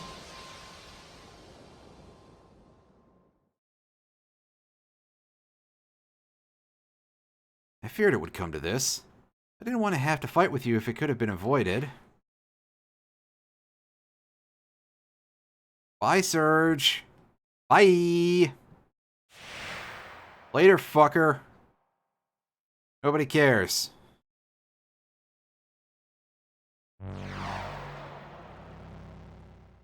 Except we should, because Harl is the hidden 7th dragon.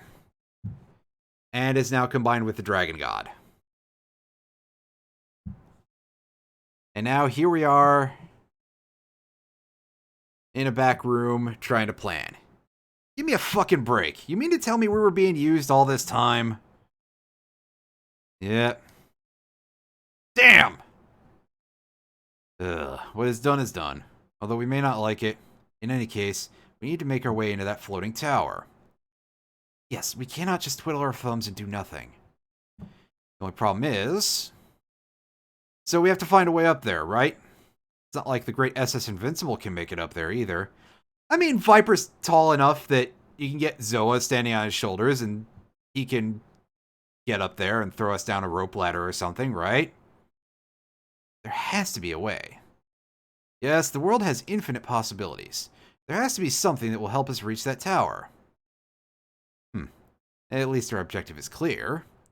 I do not know how, but we must find a way. So, like, whatever happened to Kid after that? Doesn't look like she'll ever wake up.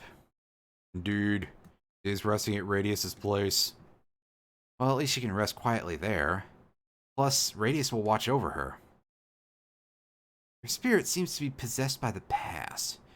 A powerful item is necessary in order to dispel it. Something like the Dragon Tear or the Masamune? Yes. No use just moping around here. Indeed, we have much to do. However, time will not wait. And we have to take action. Let's shove off, mateys. Yeah. Alright, so our party is pretty set, I think. I believe. I'm thinking about this for a second.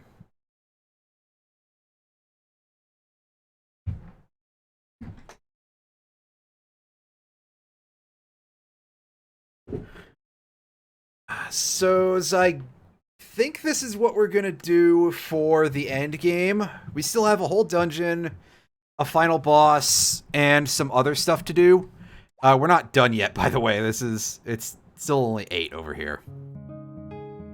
But our objective is clear in theory.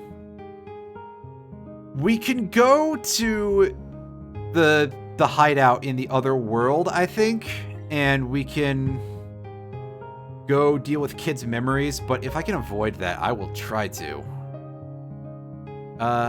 Divine Dragon Falls is the location I'm looking for. I don't know if it's already marked as such on the map, but we'll find out sooner rather than later. There's the Isle of the Damned, Dead Sea Ruins, and there's Chronopolis in there.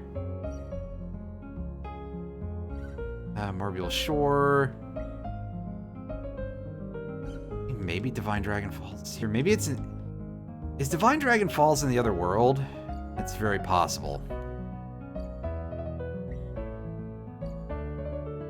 Twin cousin twice removed. I almost said second removed. Yeah, that's real smart of me. Oh right, Divine Dragon Falls is over here. I'm dumb. All right. Hey, you guys.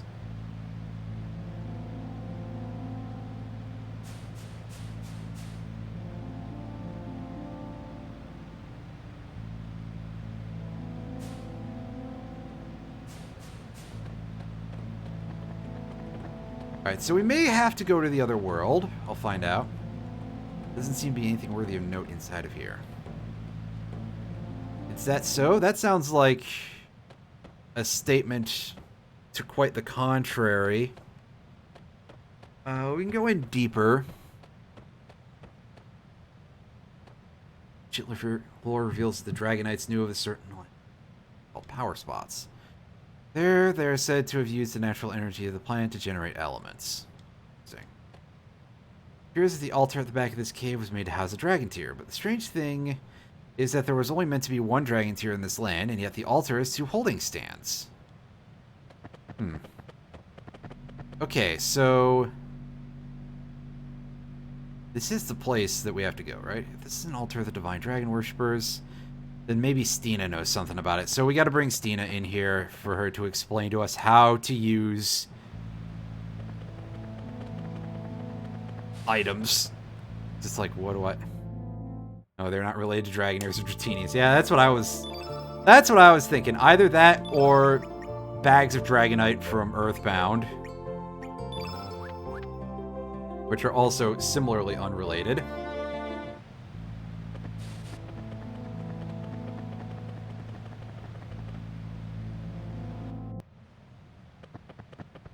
Alright, so let's go over here.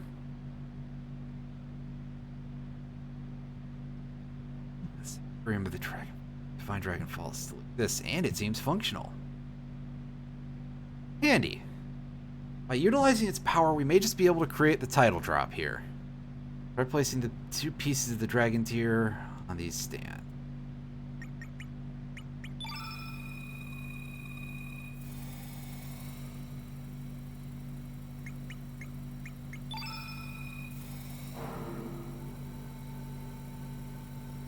Alright, so we just placed them. It doesn't seem to care about the order. It's not like it's Sunken Temple of Karn or anything, so that's nice. Surge received the all caps Chrono Cross. And we got an achievement for it because it's a plot point. Anyway. Stina, we're going to finally give you Hydra's Shadow just because then we can say we did. And we will also take a quick look at this Chrono Cross element. It is a very weird one, as you can see. Level 8 plus or minus 7. So, strangely enough, despite being a level 8 element, we can, in fact, place it all the way at level 8. It's just that Stina can't use it for some reason. The long-lost element of 7th color attribute. So, let's go tab over to... well, again, I don't think Fargo can use it either, right? Because it is probably literally bound specifically to Surge. So we go over here. And indeed, the game is going to try to place it where Saints is right now, and we don't want to do that. When we decide that we're going to use this, because indeed, we're not going to strap it on right away. Actually, you know what? I will, just for purposes of showing off the effect. We can have it as minus 7 to no negative effects whatsoever. Let's put Holy Healing on our grid, by the way. Level 3, level 3, level 3, level 3, level 3. Is there anything major that's worth putting in level 3? Let's put a -1 Meteor Shower on there, I guess, so we can have more AoEs. So, Chrono Cross has the effect of restoring used elements, kind of like the consumables that we got earlier. Although, we're probably not going to use it to that end very much. So... Hindercat Inu. Ah, I see. That's quite a choice. That's for sure. So, let's see about getting ourselves into a fight real quick. Hopefully against something that can last for a turn. Let's go fight against this Centorpede. Well, there's 3 of them. Okay, so Stina, you've got like nothing going on. So you're never going to see real use. Why don't we give her a chance? Alright, we'll use Dorea's Shadow on this target.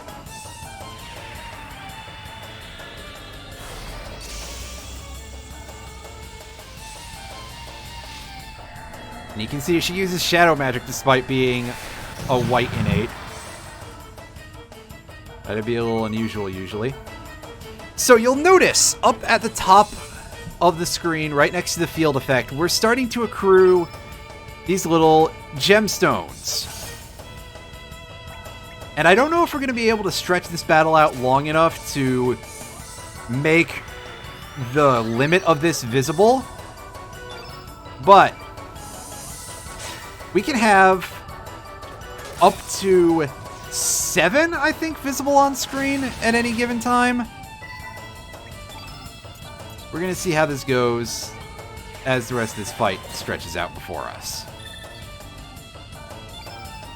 Hooray, I stole an Electro Bolt. What a useless thing to have done with my life.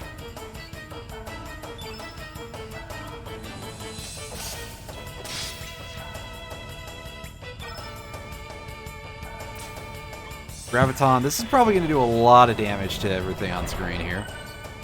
Not that much, actually, surprisingly.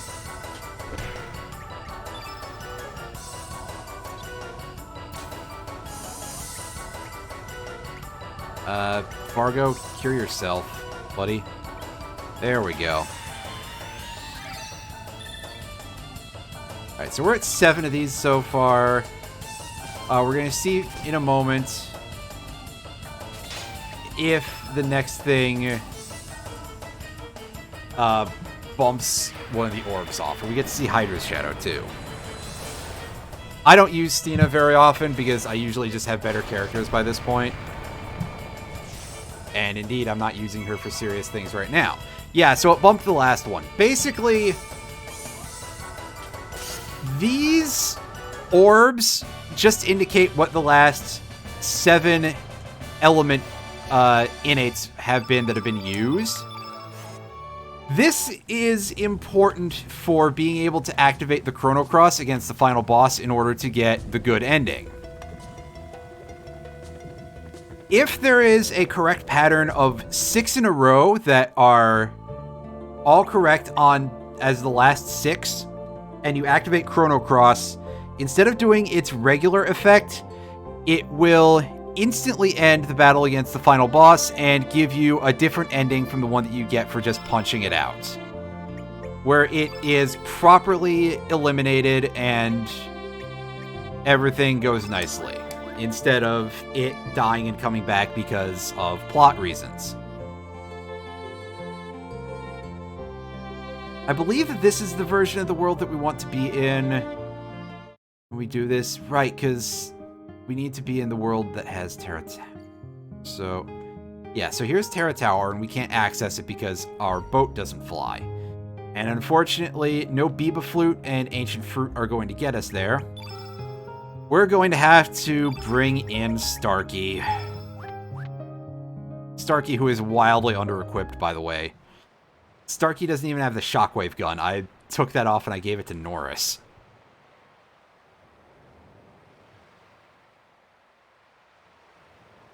That work and some that don't, huh? I don't remember that. You know what? Let's see if we can equip Starkey with some actual gear. Real quick. Shockwave gun, yeah, that'll do. Mithril Mail, I'm sure that'll be fine. If Starkey dies in battle, it's not like I'm going to be that upset.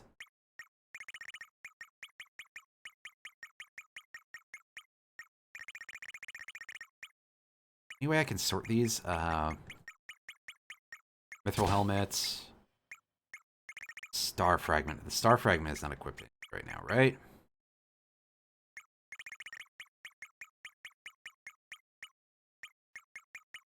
It is. Huh. Eh, whatever. Silver Loop and Power Seal. That will do. Elements. Starkey. We're going to give you some Recover Alls, I think, and that's just going to be it. It's just, hey, have a bunch of Recover All.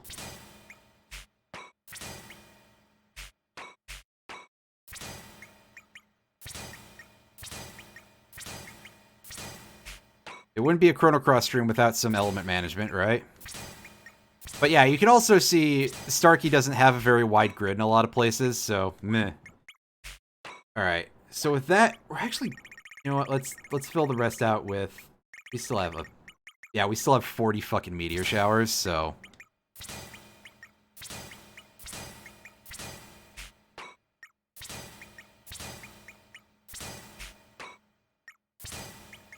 Fine. All Starkey is ever going to do if a boss fight shows up is just be, hey, here's a way to help us get to Saints.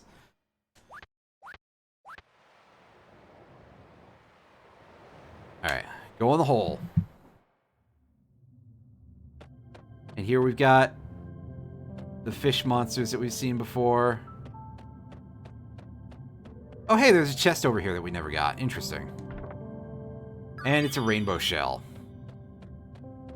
Unless the chests are refreshed. This isn't the other world from where I was when I was down here before, was it?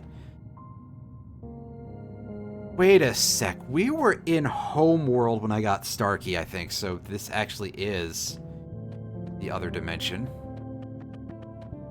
There's some sidesteppers. Oh, okay, so I see the nasty monster they're talking about. Let's see if we can dodge the sidesteppers here. Or perhaps just get into a fight with one of them, because we are a little bit not as statted out as I'd like to be.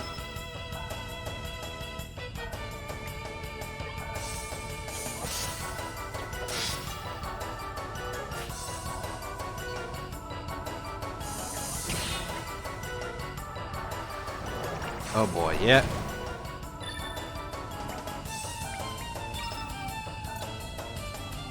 Alright. Inferno! This should really help clear out the fight. Not as completely as I'd like it to have, but oh well.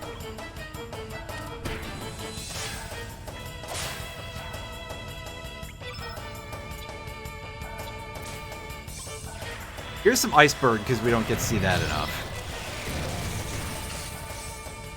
Nice.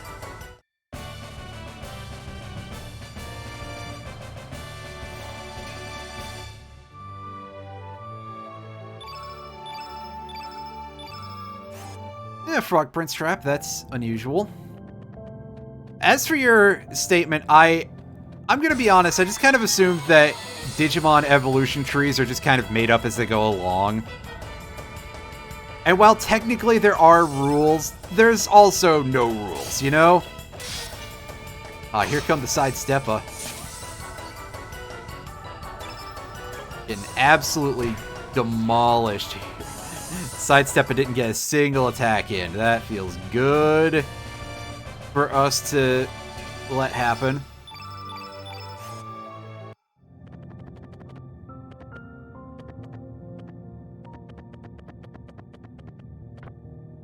Ah, all that for a rainbow shell. Meh. Alright. Time to fight a boss, huh? Or mini-boss, anyway. This might not count as a real boss. It doesn't have boss music, that's for sure. The old royal jelly.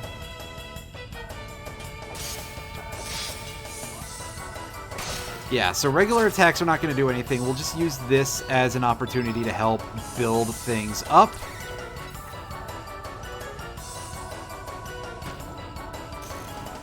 And again, Starkey exists for the sole purpose of helping us cast Saints. So you go ahead, you build up all your thingies, and Fargo, you as well.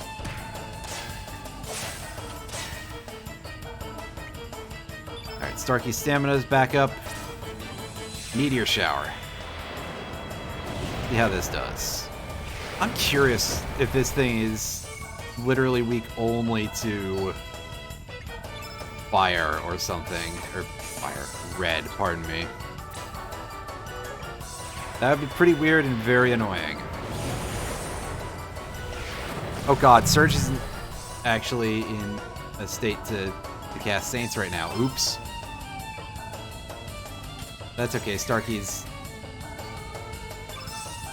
not in a condition of using elements anyway.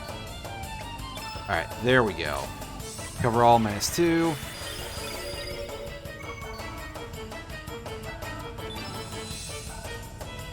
Alright, let's see if this does anything for us.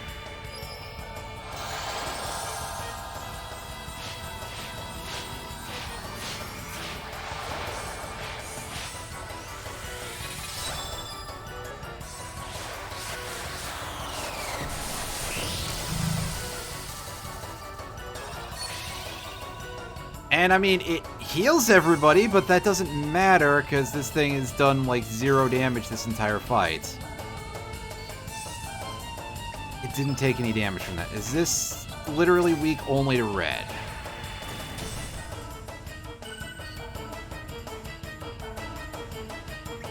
Alright, well, red elements do seem to do damage, so at least we have that on our side.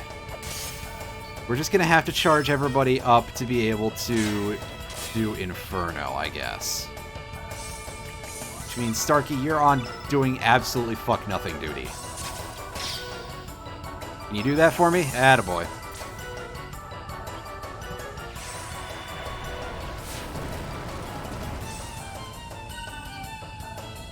That's some pretty good damage that we managed to hand out there.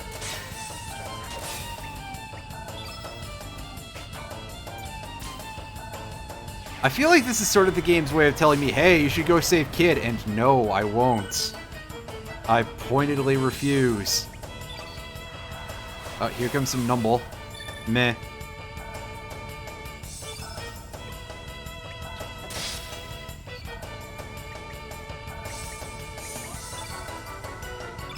You know what, Starkey, why don't you get prepped so that way you can cast some healing spells when you get the chance. There we go. That also gave me an excuse to recover my stamina. Alright, Inferno. Let's keep doing our thing here.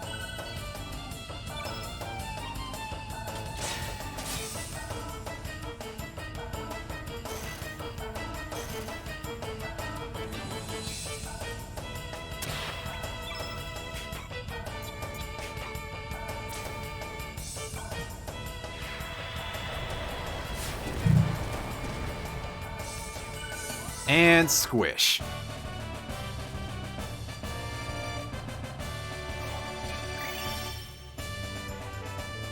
Neat. Don't worry about those stats, Starkey. You're never going to be in the party again after this part.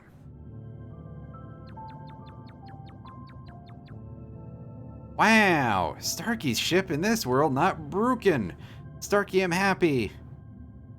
Could that be the reason why we have air down here? Affirmative. Starkey's ship creates a special force field. Starkey think in the other world, Starkey's ship is in pieces and the parts are buried underground but still working. Yeah, it opened. I'm gonna stop making fun of that goofy accent.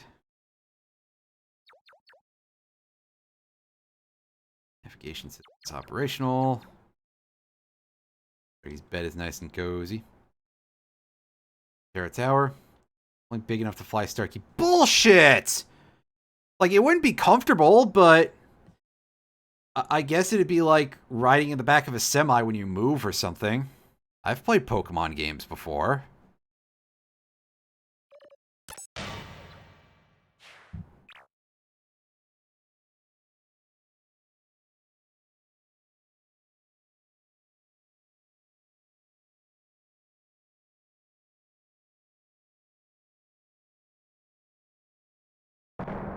As Starkey pulls out this weird thing, be able to scrounge up more stuff. We'll come back later.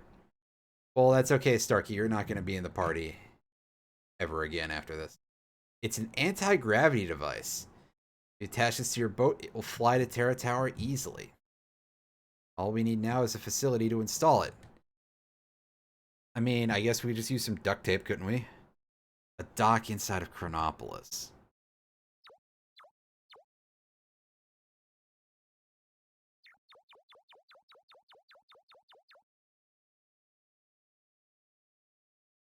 Oh yeah, you gotta go find the flex tape in the cabinets, alright?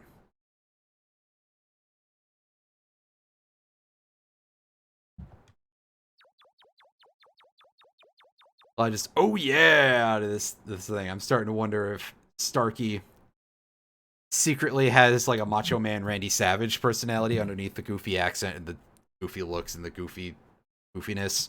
Ooh yeah! You have to load it on the, just load it onto the boat. Yeah, I mean, that's what's gonna happen. Oh, you're just making shit up. I don't really understand, but let him handle it. Yep, that's what we're doing.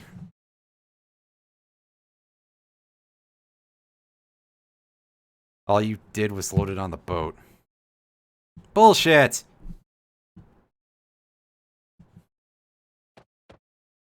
There's a save. Not anymore, there isn't. Okay. Ready? Yes! Let's get the fuck out of here.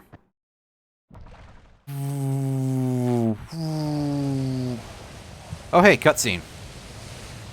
Forgot there was one here.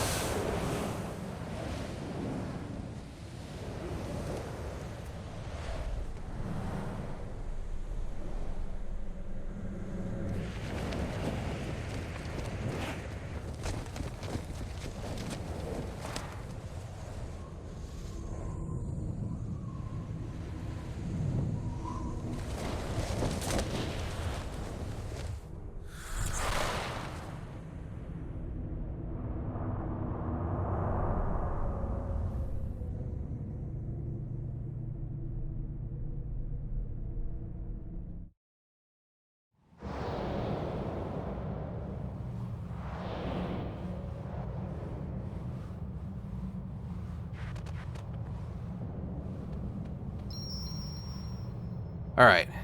Save point. So, Starkey, get out! Now! I'm sick of looking at you. And for a third slot, I am a little bit torn right now. Because Fargo is good and all. I mean, Fargo is very good. But I could use someone different instead, couldn't I? If I so desired. Unfortunately, the case is that I don't so desire, so... Bad version of Olimar. Yeah, exactly.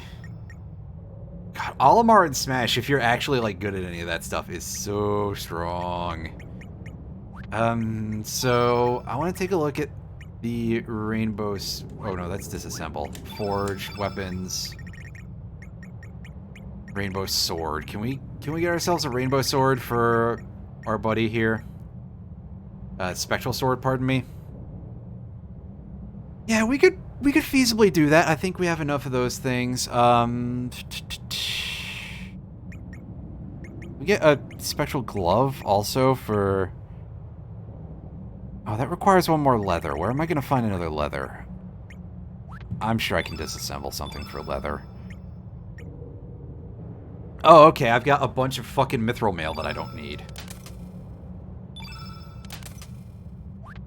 Alright, so let's go over here and we're gonna start chucking things out for our shiny bits. And we don't need to crunch the sea charm. We have a lot of shiny dew already. Let's dump a flame charm, earth charm. Oh, we have so many of these. What the fuck? I think we stole those from something in the Earth Dragon Island, maybe? Demon Charm. Maximal Cap. Belt.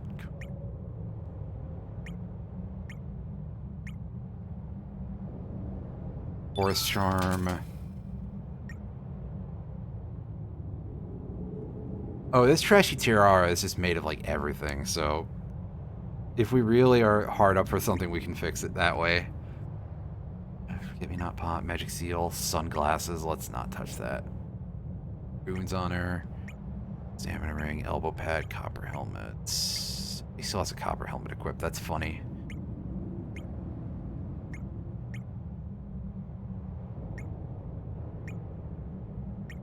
Side Scope. Did we not have more charms and shit that we could take apart? Weapon. We should be able to make a spectral weapon at this point. Yes, and there's a little bit more that we would need to pick up in order to actually make further use. And oh ye gods, they are not cheap. So that's a little bit terrifying, but let's go ahead and make the spectral glove. Because Grobic is just too good for us to not use. Hey, we got an achievement. Equip Grobic. Get yourself that spectral glove. 5 more attack and 1 more accuracy. Excellent. Grobic coming in with 95% accuracy. What a champ.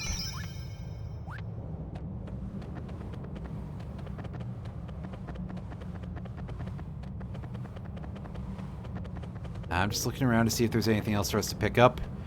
But we are going to do it. We're going to go on a raid of the Terra Tower.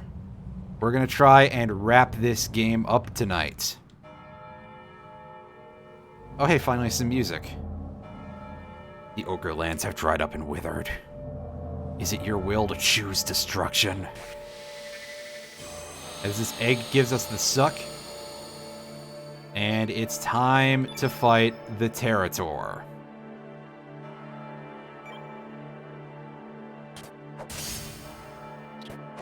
So this is a thing that I believe we can pull some shenanigans to get some good elements from. But I don't remember for sure. Okay, Wave of Fear. Defense increases its own defense. You know what? Let's just hit it again. Hit me again. I ain't dead yet. It used a capsule. It used another capsule. That's slightly irritating. Alright, Grobik. Land a hit.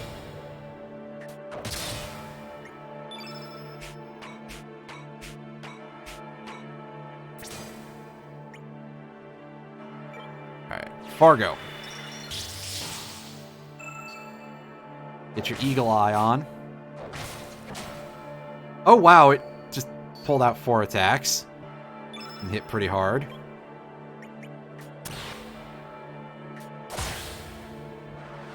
Suffering Omega Yellow. Oh, that is slightly scary sounding. And it did a good chunk of damage. But I'm not terribly worried because this fight is mostly over already. Anyway. Yoink! Give me your yellow brooch. That'll give me some more shiny sand, even though I don't really have need for that.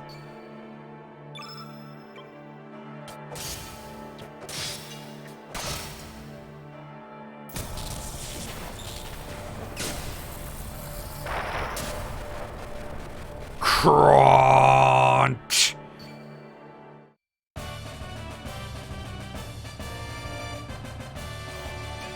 Easy game, easy life. Give me my stats. Heal up, and we got yellow field. Ugh. We're really getting those late as shit, aren't we? And I have a feeling that the color fields are usable only by those innates, right? A fizz negate, isn't it? Yellow field. Oh no, anybody can use it. Okay. So that's good. Whenever we fight the white version of that enemy, if it coughs up a white field, we have a way of easily summoning saints, I guess. Terror. Stat-wise, this thing is hardly a terror, but it really does help if we land all our hits.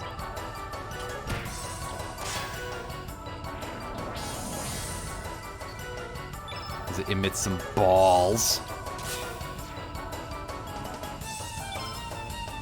Cytoplasm.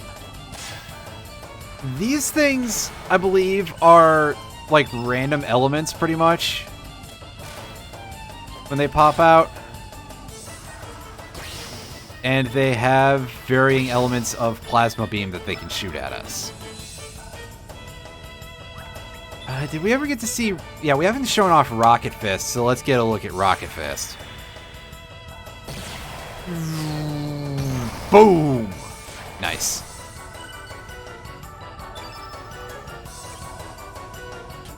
Yeah, so this thing is red despite having blue graphics. So there's our ectoplasm.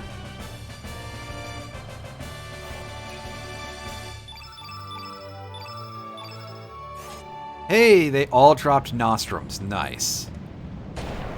Getting more nostrums in this dungeon is always, you know, that's going to come in handy because, hey, having strong healing items we can use on the field.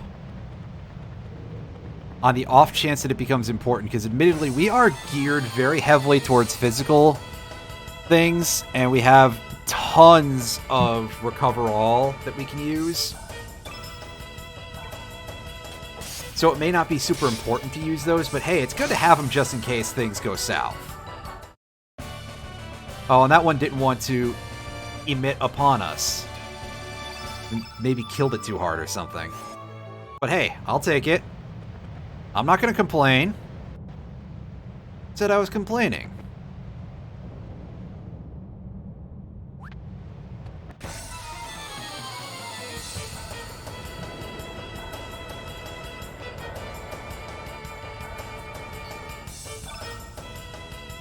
Alright, so we got these Miximus seats. That's a very clunky name, that's for sure.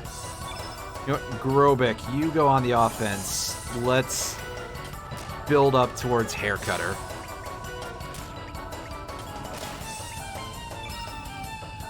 Because there's our strong Black Innate AoE. That should do some good damage. 2 bits. Wait. Okay, Surge, we get it. You don't like actually being useful. I understand you were not the protagonist by your own choice. We get it. Just land a goddamn attack.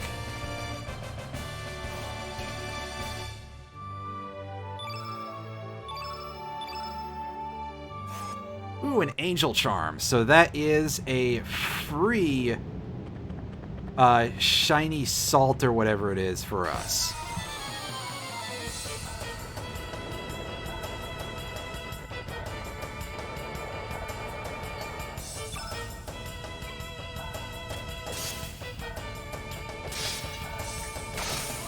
Surge's Trunks confirmed. Suddenly, this game being a Chrono Trigger sequel makes a lot more sense.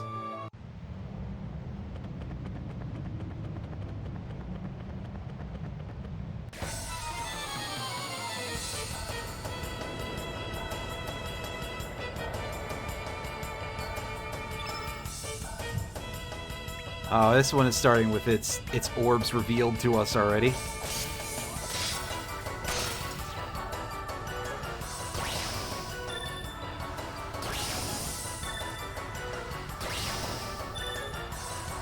Okay, do you have enough? Is that enough turns for you? Are you sure you're done yet? I just want to make sure! Was that really necessary? Just do a single bigger attack. Everything wastes so much fucking time in this game sometimes. Man alive.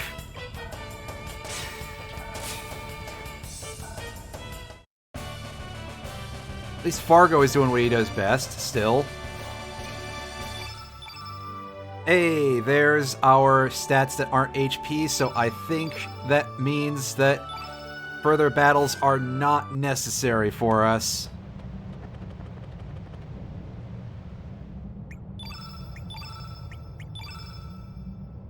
Allocate, right, I think I just wanted to throw in a couple more recoveralls or something. Smoking, yeah. There you go. So, we'll go over here, let's...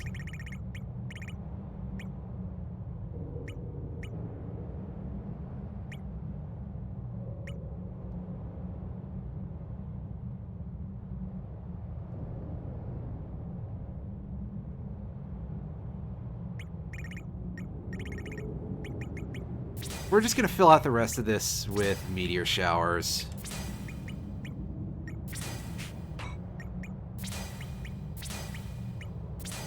Alright, I think that should be good enough for now. Give me just a moment here to stand.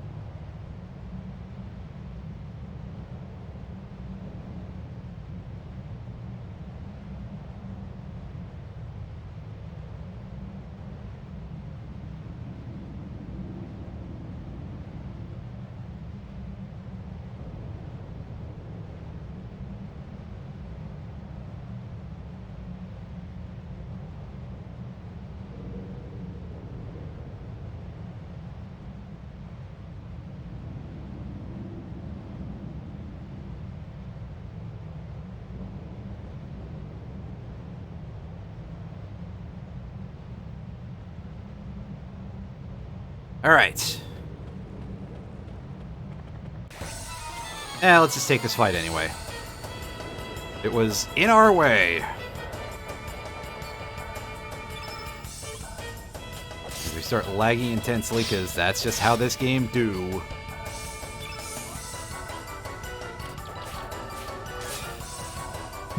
Yeah, okay, Fargo. Just take a bit to land a hit. Okay, fair enough. I kind of wonder sometimes when I see those big chains of misses if, like, the RNG sticks a little bit. Like, I distinctly remember, so back in college, back when I was going to a community college, which somehow turned out a little better outside of total educational level than my experience at university. I had a class in designing and making video games and learning how to use Game Maker, the Yo-Yo Games software that people tend to bag on very heavily, despite the fact that, hey, it's an engine like any other.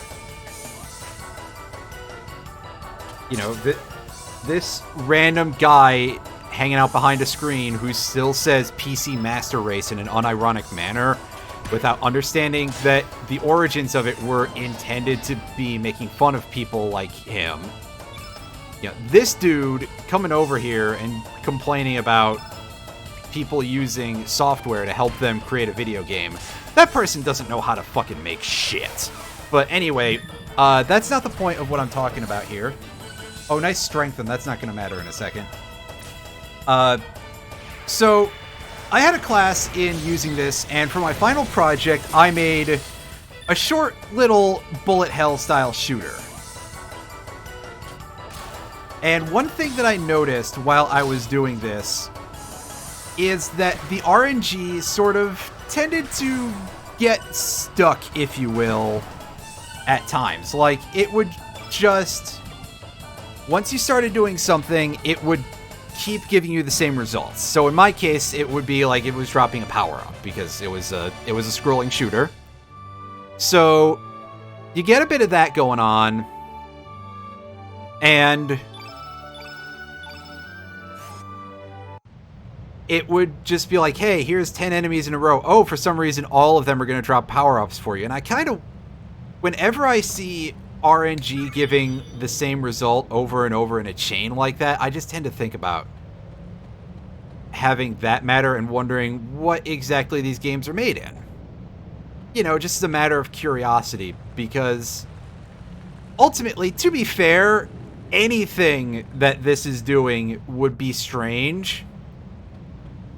Because, again, you can literally get a better experience without too much effort by setting up Duck Station, and you can probably find somebody who has done a better upscale patch for it for use with Duck Station on the internet. And if not a direct, you know, somebody putting in the specific work to make it work, there's definitely someone who's done AI upscaling, which... Granted, I'm no fan of AI upscaling or really leaving any aspect of game design to an AI whatsoever. But, I mean, a lot of this is kind of clearly done on the cheap, you know?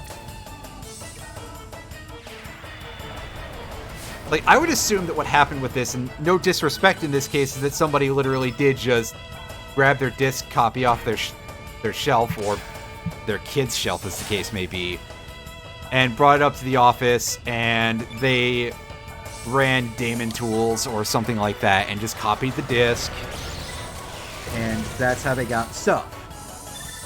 It would not really be that hard to, and I personally don't think that it matters too much whether or not something is sourced from the original source code, provided it's the same thing as the final product.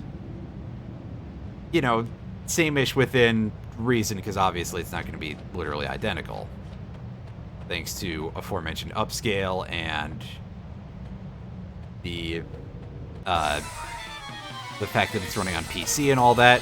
Basically, Yeah, weird tangent, that's all. This shows you how my brain operates. It doesn't. Wait. Okay, Grobik. You know what to do, Chief. Get it done in one shot.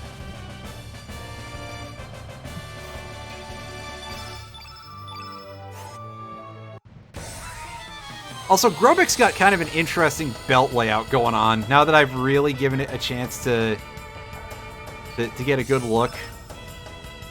Like, Grobik is no Nomura character, but that kind of looks like some sort of bondage thing, really. Just not necessarily something that would be applied over the junk and scaled up a bit to fit around his hips, because... You know, not just because of the fact that, relatively speaking, Grobik basically has childbearing hips, but also because of the fact that... oh god. I'm paying for that statement, aren't I? You know, just for the fact that... I'm saying that it kind of looks a little bit like it could be a very large ring gag. And... I don't know how much a lot of you are aware about human anatomy, but in most cases, the head is not as wide as the hips. In most cases, anyway. Cytoplasm, ectoplasm. So let's start punching out the cytoplasm. Watch as Fargo makes a lot of really embarrassing misses. Grobik, you know what? Keep beating up on the cytoplasm.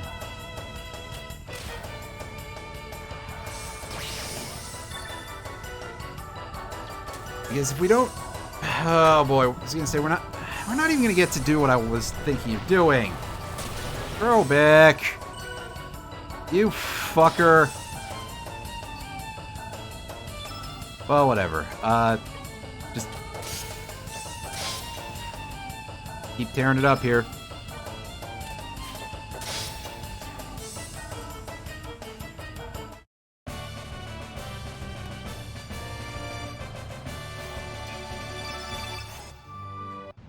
Hey, defender.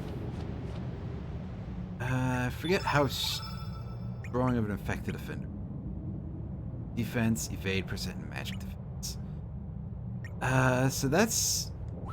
yeah, that's +5. Where's our defenders? That's only +1, but it's also +6 evade and +1 magic defense. That's pretty good, all told. Do we have... do we have something a little more powerful for Buddy Boy here? The answer appears to be no.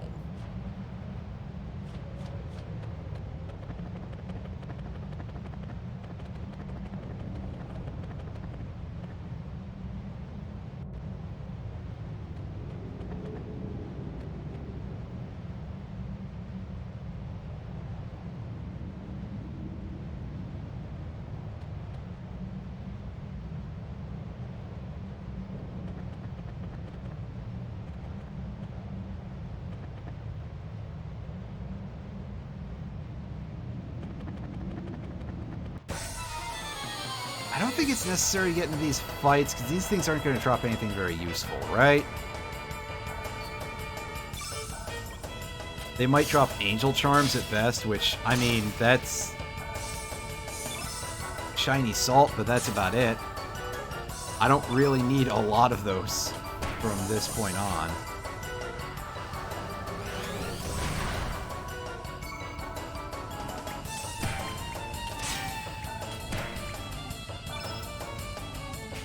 Alright, 88%. Let's see if we can steal anything here. Yes, amazingly. Got some winged shoes.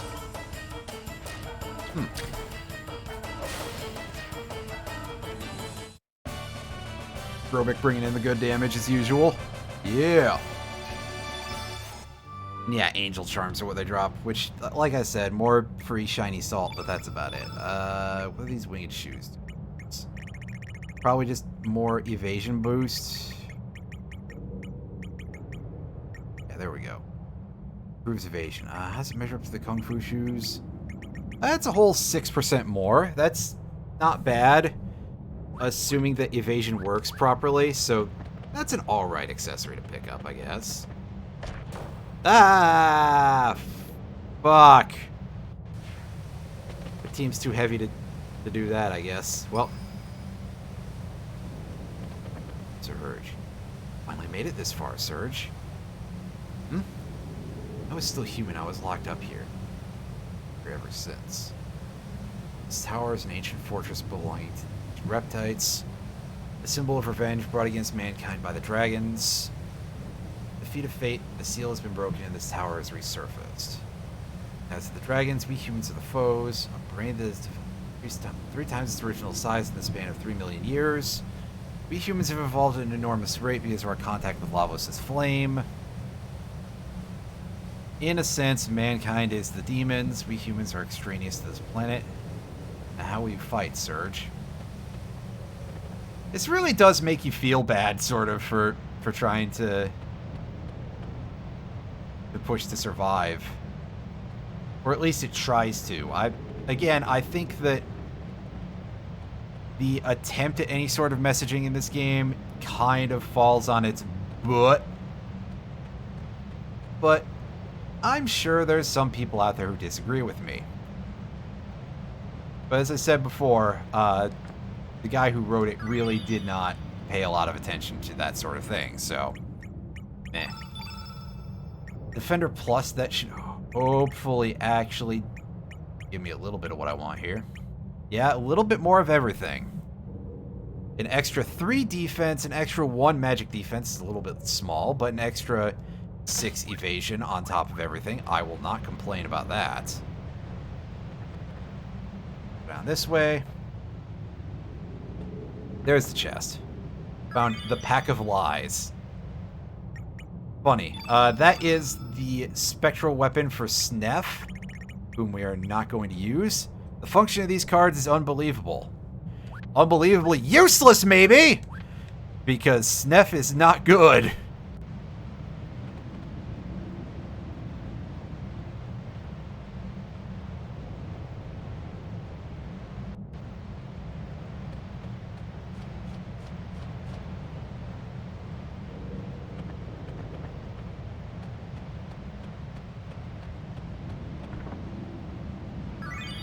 Oh, wow. More rainbow shell that I am not going to need. I told you we're... In theory, like, making rainbow armor for everybody would probably be a good idea, but we're not going to need it, and we're not going to really be able to hash out all the resource usage to get that going. Let's just bail from this fight.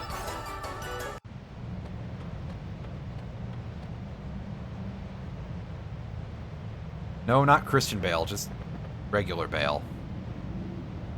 Not Bale of Hay, either. Oh, really?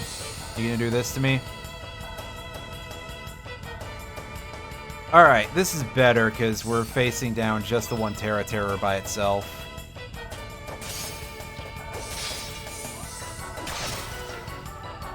And, you know, barring RNG shenanigans, that's an easy fight.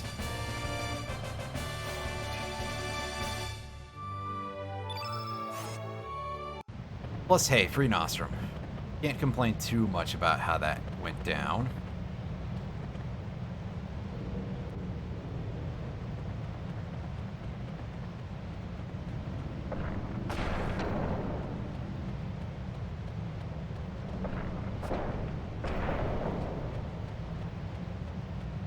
Huh, well that was easier to solve than I thought it would be, because I was like, wait a second, how are we going to get over to the other side? Yeah, there we go. After that long trek, and here we are in an area where our music, for lack of a better term, we got these bells going. Get into one of these fights real quick and see what we're up against here. We got more of these things. Cupoid. Well, I see. Yeah, that's a description for what they are. Alright, Grobik, you've got accuracy for days. You should probably be able to set me up with... Never mind! Why do I even open my big fat fucking mouth? I am disappointed, son.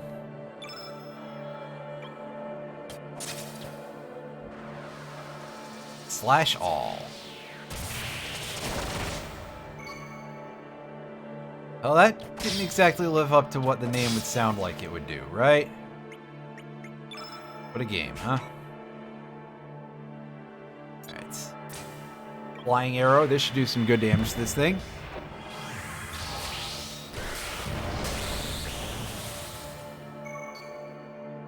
Unfortunately, not a kill shot. They are made of a surprising amount of HP, then.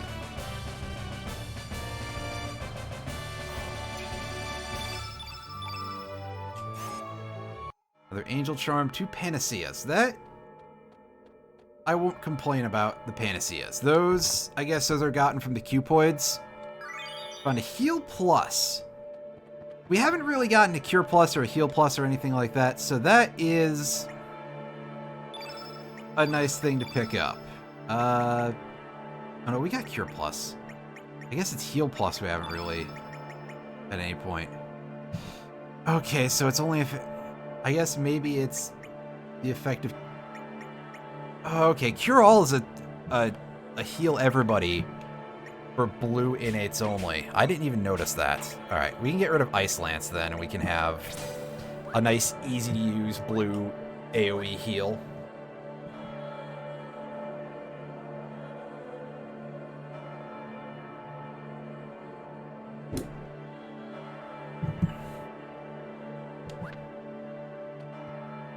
Fight the red egg. Many have bled, suffered, and perished. It is your turn to die. Not true in this case, Buster Brown. Oh, look, it's a horseman. A Pyrotor.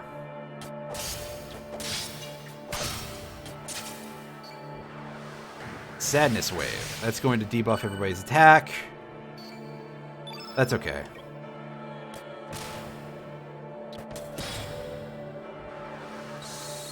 And it starts using some tablets. Hey, free summon if we were carrying a red innate in our party, but har har har.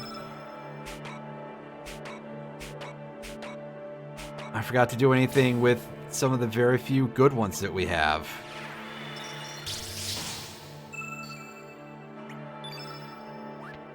Alright, Fargo. 1, 2. Oh hey, it didn't use an attack buff on itself, which is good.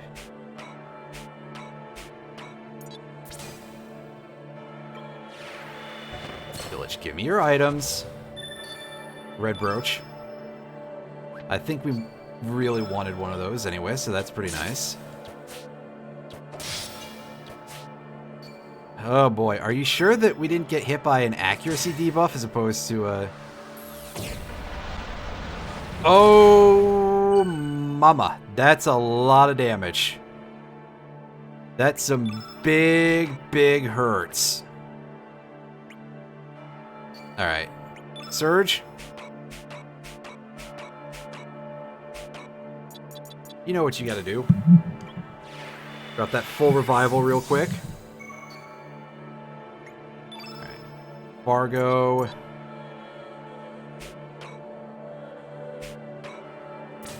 Meteor Shower. Let's see if we can bring it home with Saints.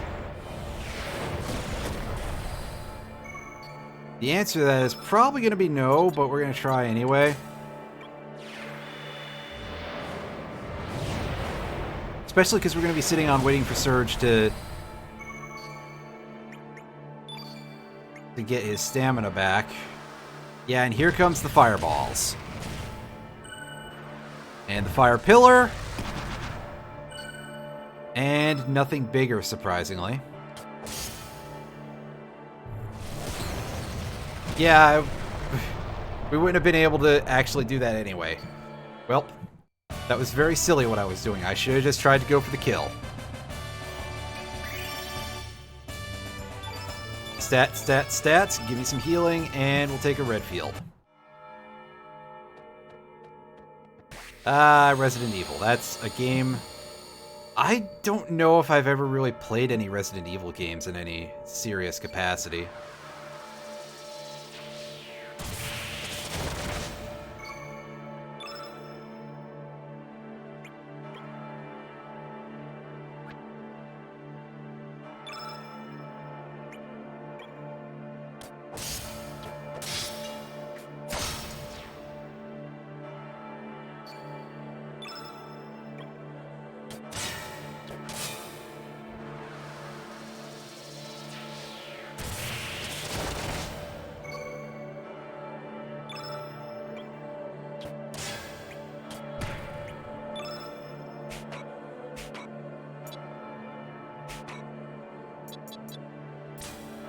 Cover all.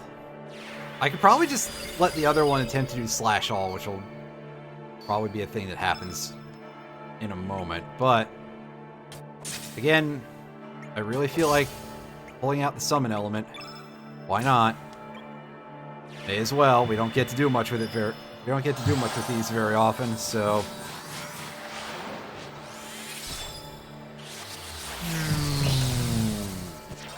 Thud. Good old 1200 plus damage. If they weren't resisting that, they would have been roasted even harder, obviously. And instead of Panaceas, we got Shiny Salts, which, the Panaceas were probably more important because of the amount of Angel Charms we're getting.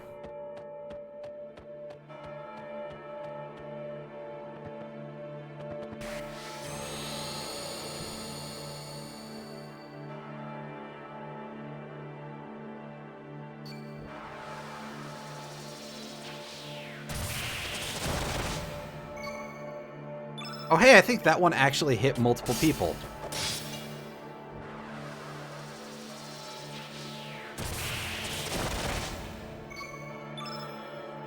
No, never mind. Just looked like it. For all of about a second.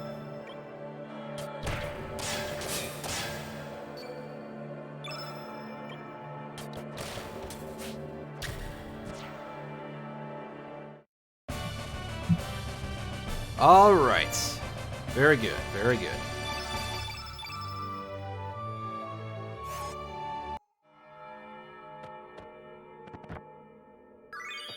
Oh boy, another rainbow shell.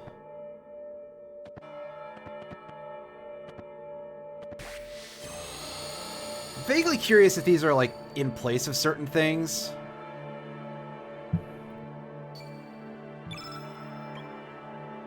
The rainbow shells.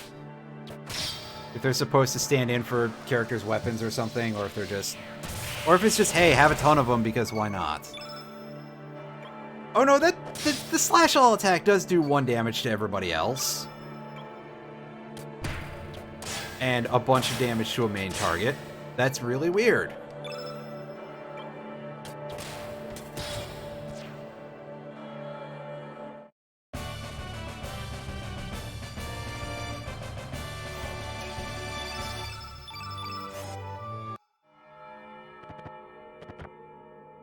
Found a spectral glove, so I guess the one that we made was actually not that important. But that means we can disassemble one of them for more parts, so that's cool.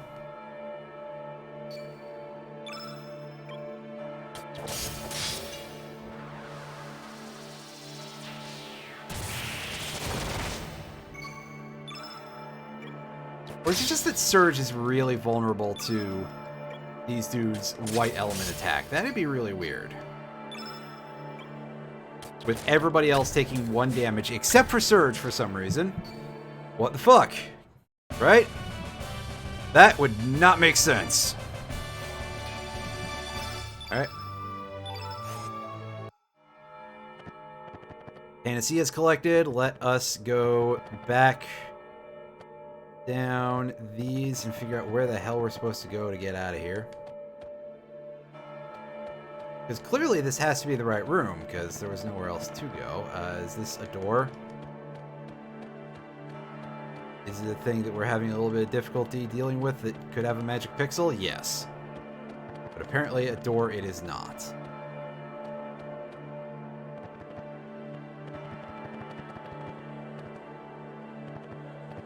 What if we examine this tree? Oh, okay. It's more coral stuff that we can climb. Alright, so this is a room where we can explore around and find some items.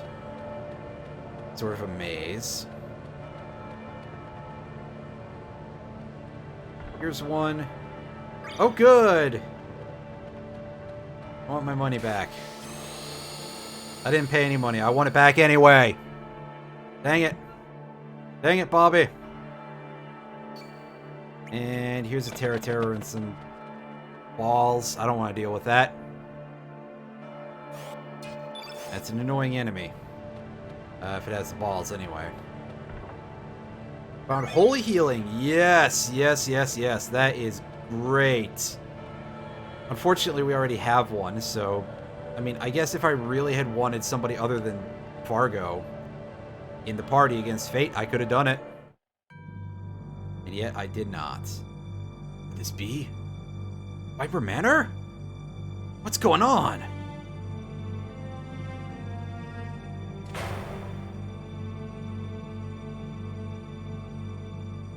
The fuck is this place doing here? What's with the ghost of Yugi and the other kid? He has nothing to say. Oh, hi, Balthazar. Welcome. It's good to see you finally made it here. I've been expecting you. Surge. Where are we? Is this Viper Manor? This is a space that does not exist, but never mind that. More importantly, I have something I must explain to you. Who are you? My name is Balthazar. In the ancient magical kingdom of Zeal, I was known as a sage of reason. Ah, he was a philosophy major, okay. Well, that was up until the Queen of Zeal attempted to harness the power of Lavos. Let's just say things got out of control, and Lavos created a dimensional vortex that threw me far into the future. There, I seized the opportunity to study the science of the future. I was then able to apply that knowledge I brought from my own era, including magic, which had long since been lost in the future. Anyway, this led me to make huge progress in the research of time. Well, that research led to the creation of Chronopolis and to the time crash. You might think I really blew it, but perhaps it was really my finest hour. Anyway, I created a compact time machine that I dubbed the Neo Epoch. I used it to time warp to this age to learn of Chronopolis and Fate's plans, and to see how things were turning out. Terra Tower is really a city of the Reptites from another dimension's future. It was originally Dinopolis. Yeah, this was explained to us already. Too much more evolution. Dinopolis from drawing to this dimension's past about 10,000 years ago, so now we're not really sure how long it was. This was done so that way it would serve as a counterbalance against Chronopolis, which Lavos pulled here. Yeah. And again, to counteract Lavos a little bit, because Lavos and the planet are mortal enemies. Needless to say, a fierce battle ensued. In the end, Chronopolis emerged as the victor, and the Reptites' fortress was sealed away by Fate. More important now is the role the dragons play in all this. Originally, the whole archipelago of El Nido was known as the Sea of Eden. This was because it was where the dragon gods resided. But then Fate sealed away the dragon gods' powers, in effect becoming a god itself. Thus, the islands where the new godhead Fate existed came to be called the Sea of Eden instead. Perhaps you didn't realize it, but you were used by the dragon gods to eliminate Fate. Yeah, we know that. It was not true the dragon gods sealed away the frozen flame, rather it's quite the opposite. Blah, blah, blah. Recap. Dragon gods are in opposition to man. Fate was actually the protector of humanity. The dragon gods were originally a singular plasma life form, a living accumulation of the planet's energy. That life form was a biological machine used to control the powers of nature in the future society of the Reptites. There we go. That's an explanation. It was used basically as a means of controlling nature. In order to control the natural energy itself, Fate divided the one Dragon God entity up into 6 weaker plasma life forms. It then scattered them across the land and sealed them away. The dragon-like appearances are just pseudo-guises, temporary forms that they take so that they can appear in this dimension. But all this changed when Fate was vanquished and its power hold was eliminated. At that moment, the 7 dragons, who had been rendered almost powerless and forgotten, traveled across the dimensions to recombine into a single entity. 7 dragons? Say what? 6 dragons, one hidden, like the second moon that was once lost but later was found. What? How? Although the same planet, my world didn't have 2 moons. Look at the night sky. 5 stars, 2 moons. 5 brother stars that correspond to the 5 color dragons ruling over the night sky. 1 moon corresponds to the white sky dragon. And another darker daughter moon to counterbalance them. These 6 and 1 more. The final dragon, the dark moon dragon, the one who is to work to free the other dragons from their bondage to the Fate computer. The child the others created on the night of the electric storm that temporarily caused Fate to loosen its hold on them. I believe you knew her as Harl. Yeah, I explained that before.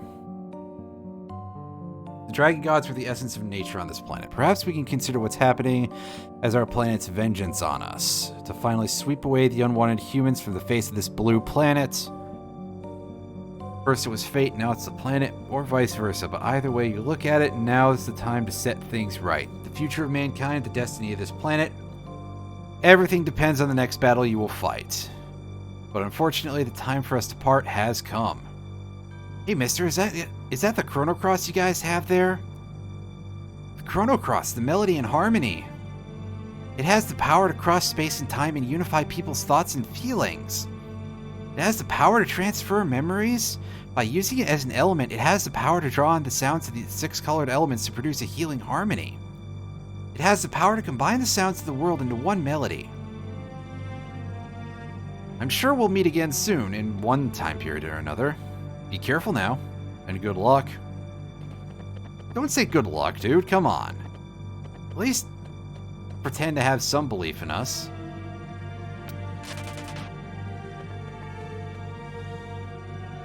Switch. Found black hole. So black hole is a pretty rare thing to pick up. I believe it's an insta-kill against everybody. Every enemy, anyway.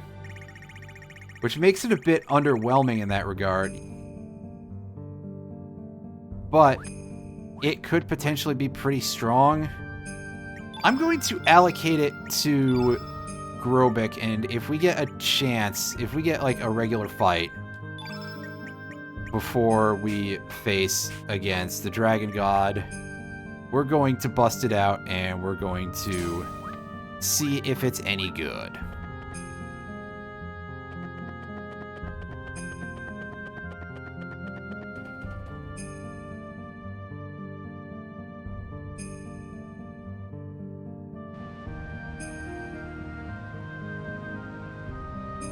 That way is gone now. Did we get everything out of the maze? I think we did. Let's move on.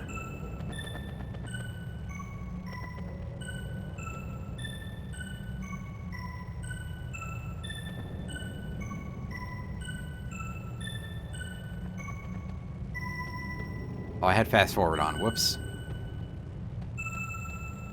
Red, green, yellow.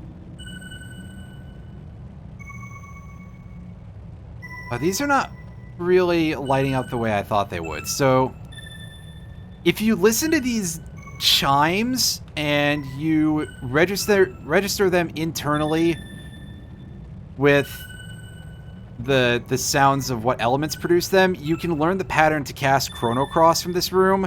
However, I'm not very good at that kind of thing, so I'm literally just going to go look it up because I haven't memorized it, because I'm a fool.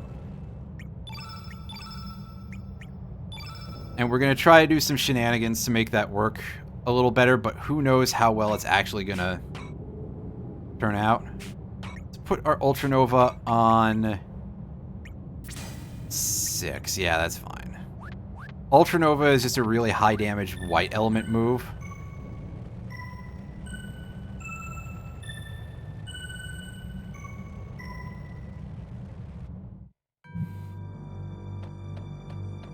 Onward we go. Alright, so here's the green egg. Return our trees. Give back our green forests. Yeah, something, something. Of course, the green element robot is a hippie. Insert your own jokes, I guess. An emitter. Alright. Infoscope. Wow, this is a really silly thing for you to do. But I guess that's one way to force a green field.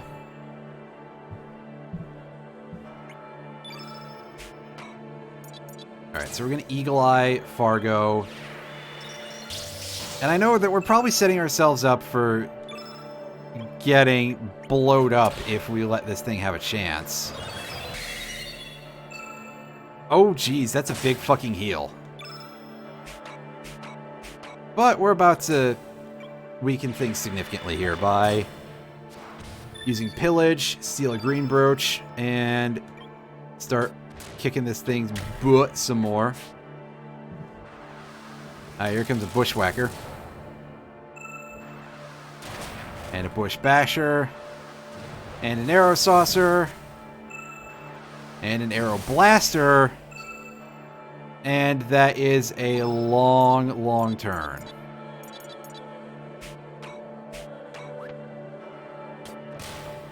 Hit him again.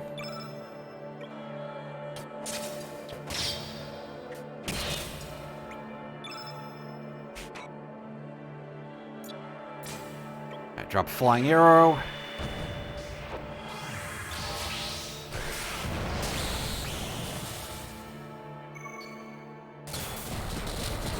Nice. It's dead. It's dead, Jim. Excuse me. Gained a level. Gained some stats. And we got a green field. Oh, I see Fargo is poisoned.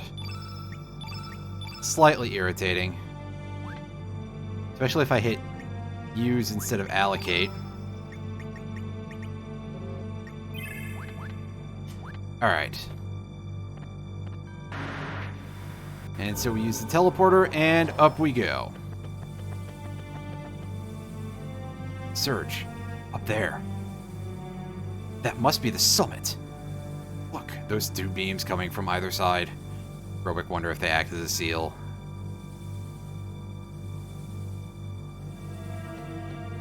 As I cut a bunch of words out of it for some reason. Okay, Forge. Where do we stand on the Spectral Sword? Shiny Ember, Shiny Leaf, Shiny Soot. Oh, right. We have a Spectral Glove we can get rid of. Don't we? Yeah, we got one of those we can dismantle. So we can't dismantle the Pack of Lies. That's disappointing. Forge a Spectral Sword for our buddy Fargo.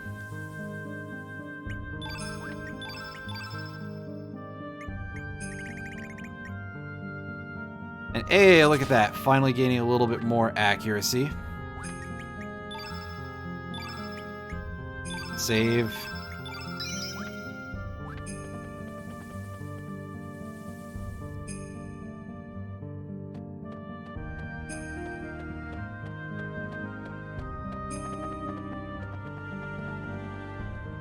I'm not feeling like I need to get into these fights right now, but let's see what we can do. Whoop.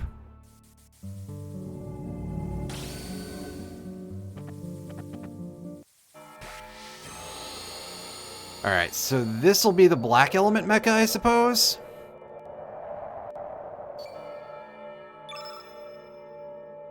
Yeah, Gravtor.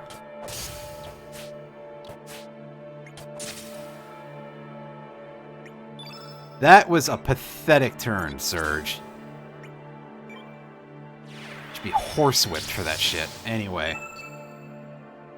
Let's pillage from this for its black brooch and Omega Black. I mean, it looks impressive and all, but the damage that it's going to do is actually going to be pretty good. Never mind. I was about to talk shit. Alright, pillage. Still a demon charm, pardon me, not a black brooch. Still a source of shiny soot, so that'll do. Okay, stop! Jeez! You don't need to do that much damage. I swear it's fine. And use the Nostrum. 200. Wait, that's all that heals is 200? Wow.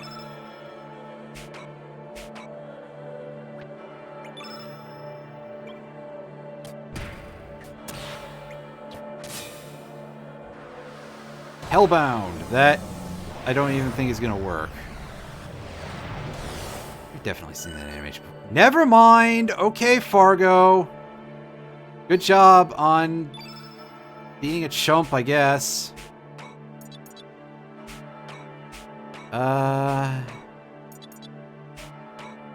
No, diminish is not what I want to do. Graviton will probably just heal it, won't it? Yeah, okay, so what I just did was really stupid. Because I was going to be like, hey, this would be an easy place to show off Grim Reaper. Guess what's a bad idea here? And here comes a gravity blow. Oh, God, and Surge is dead. Well, time to just go in. Oh, wow, it was literally that close to death. If I hadn't been an idiot, I could have had that like a turn ago if I was done goofing off. Well, Grobik gets all the credit, I guess. And we got a black hole. Seal is broken. That thing is done with. You know what? We're never going to use these tablets. So let's just dump them all now. I mean, the Nostro would technically be more powerful, but meh. Oh, we got a black hole from that. We didn't get a... We didn't get Black Field. That's weird.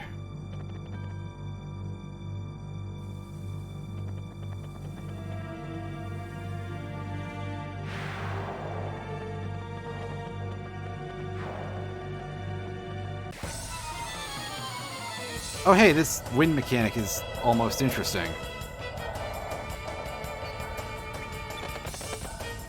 Alright, run away.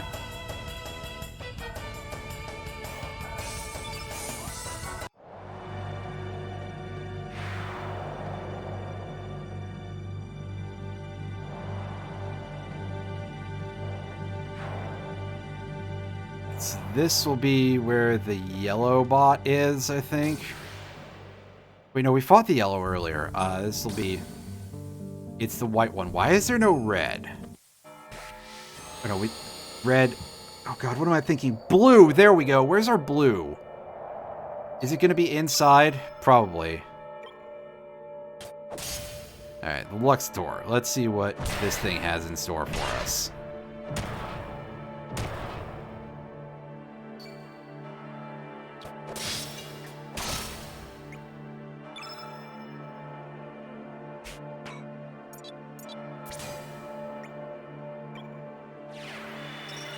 It has probably yet another Angel Charm, which we really won't need to actually bother with, but I'm going to try to grab anyway. Also, wow, that's a pretty nice critical hit there, Fargo, for 420 damage. Omega White and Magnify. Oh, God, he's dead! Grobik is just... Oh, yeah. 1,099 damage. Yeah, Grobik is just fucking gone.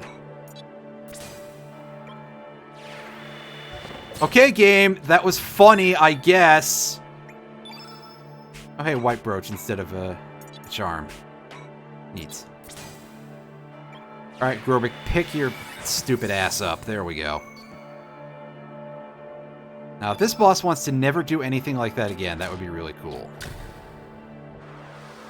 Holy healing. Oh, God. Obnoxious. So I want to see Black Hole. Again, I think this is just insta-kills, but let's take a look at it anyway. As we've never had a chance to see it.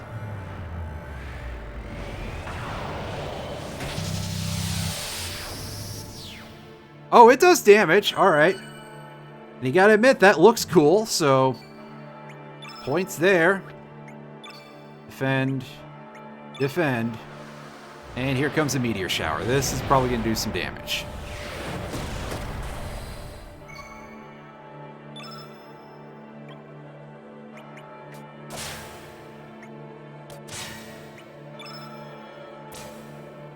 Alright. Invincible. I was going to say, prove to me that that's a better use of my time than just doing another level 1 attack. And it was, amazingly enough.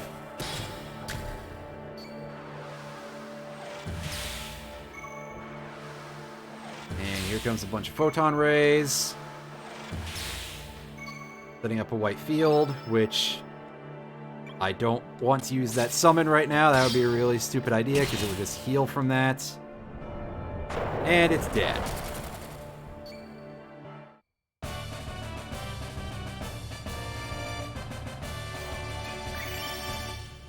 Hey, stats all across the board.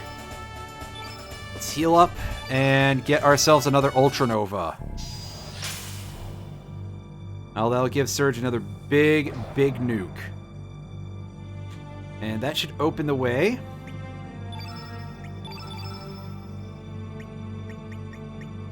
Okay, yeah, Surge has a bunch of really high-level slots that I haven't done anything with, so... Alright, I guess we'll place the big one all the way over here just in case. In case for some reason it comes up, which I don't think it will, but we'll do it anyway.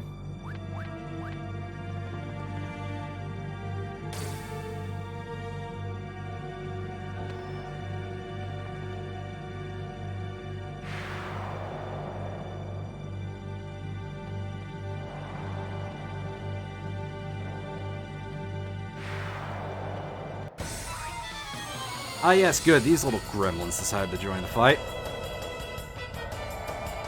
Well, you know what? Easy enough.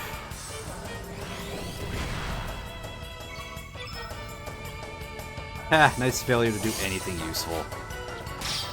That was pretty great.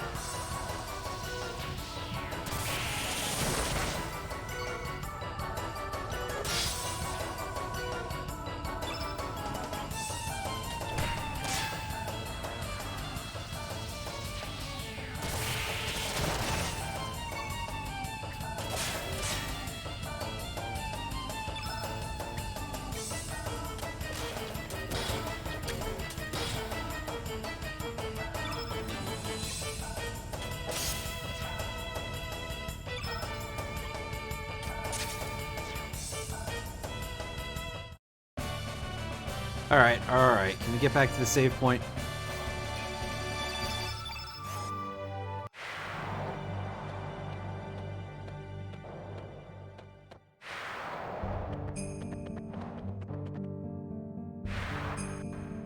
Excellent. Here we are.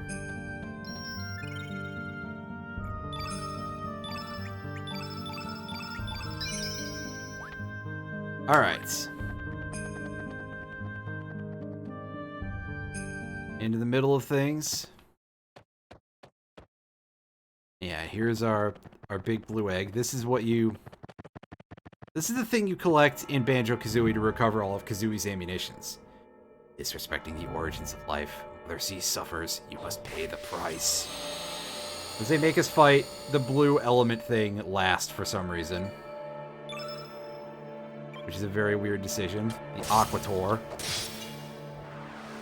And it uses Nimble, and oh boy, it has Vigora. That I don't like. And Numble. Fucking yikes. I dislike this thing greatly. I'm not even feeling like going in for getting the thing from it. I'm just going to try and beat it up. 6 attacks! Are you okay, game? You're all. That's not that much healing, actually, so meh.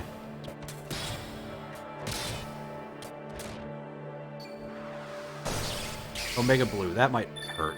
It did not insignificant damage, so I gotta give some credit there.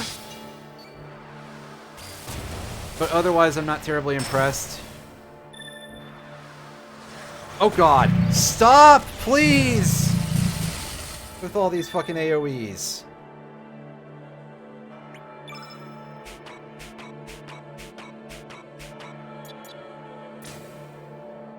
Alright, let's revive Grobik.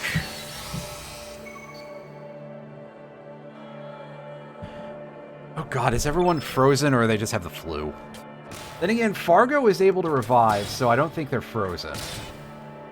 Despite the fact that we got hit by Iceberg. And there's a blue field.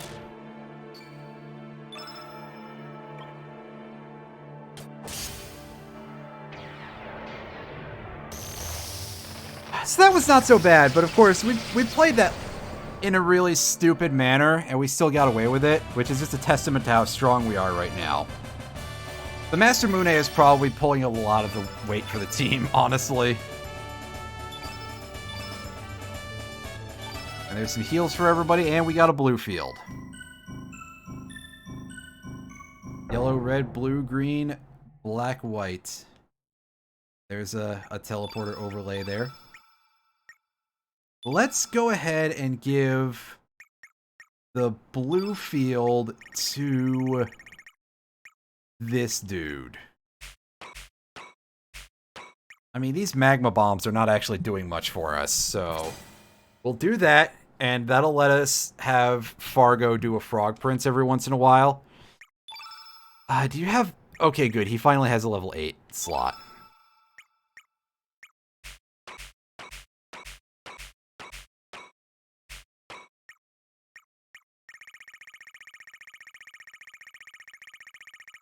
There we go. Blue Whale.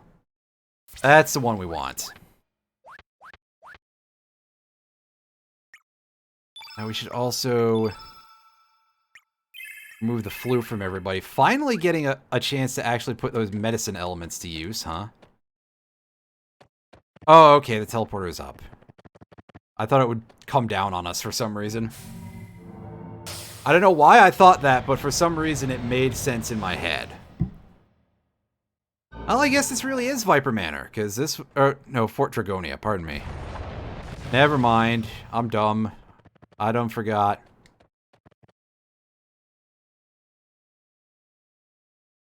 Arg. Help. Stop it. Kill me. Welcome. Welcome, humans. Those who know the torment and the joy of creation also know the pleasure of destruction. Therefore, all that must pass through here must be prepared to share the burden that I carry.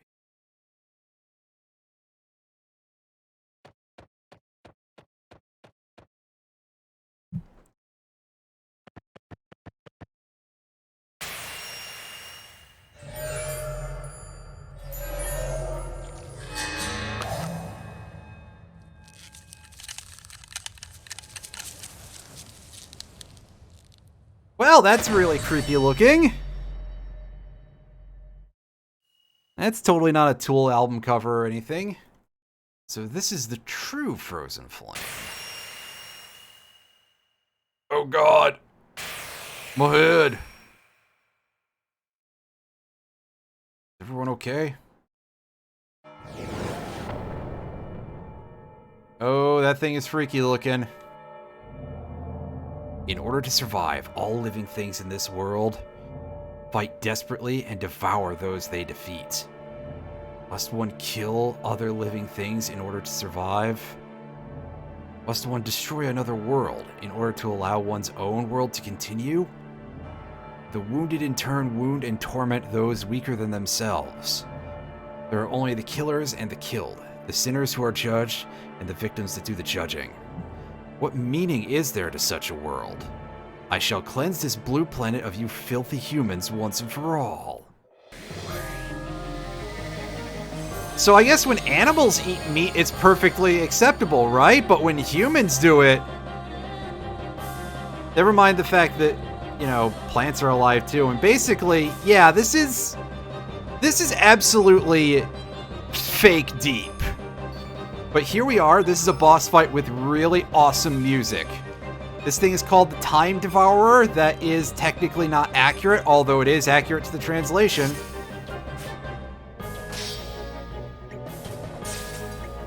And the massive amount of whiffing is accurate to something or other, that's for sure. Alright, Fargo. Get eagle-eyed.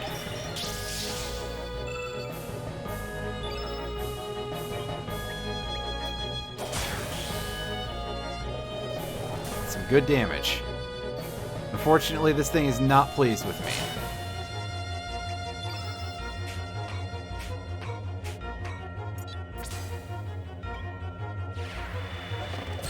Give me your items. Stole a holy healing. That's a pretty good get right there. And of course, Grobik's going to be doing some great damage here.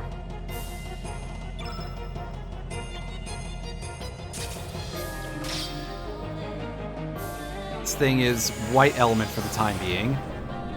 Oh, but it opened a black hole in the floor. And oh, hey, look, it's Earth Dragon Isle. So, it has this background changing thing, which is reminiscent of the fight against Lavos in the original game. But as you can see, this time around, it actually has a real effect. And it's not making Surge miss a million times like a complete clown, because he does that without our help. Alright. Grobik. You're gonna help us out here. Drop a quick blue field. And Fargo, let's get a look at this blue whale.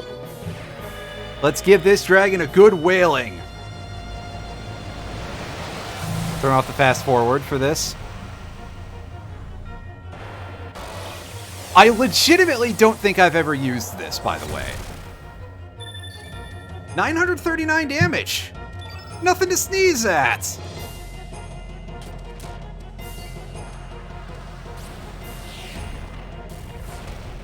Oh, and of course, now it's going to use a bunch of garbage elements to absolutely gum our field.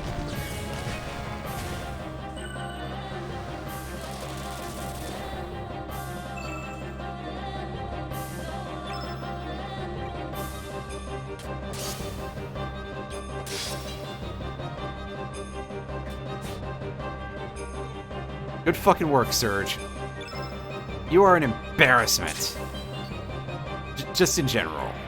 Not even specifically to anyone or anything. Just in general, an embarrassment.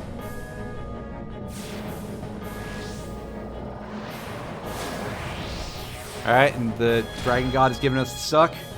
Here we are in the Fire Realm. The elemental plane of fire.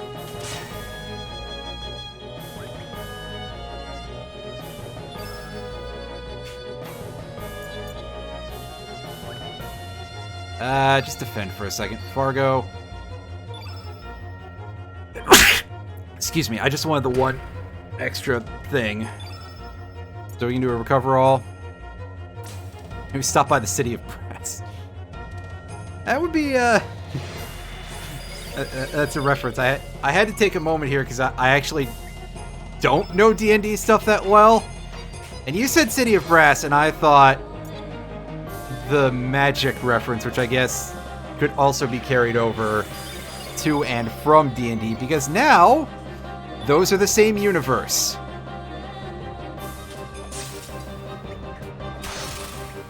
So excuse me being a fool here. Alright. Grobik. Grobik. You need level 5 to do this. Alright. 1, 2. Please don't take a turn while I do this. Dragon God, please.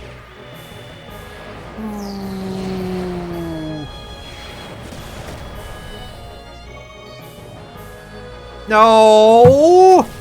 Aw, man! I was setting up for that and everything. Oh, and now the field is getting completely gummed by garbage attacks. And they're taking very long because of this big attack animation that this thing has. Well, fuck. So much for that. And, of course, I did that the stupid way. Let's show off Ultra Nova. We haven't seen Ultra Nova yet.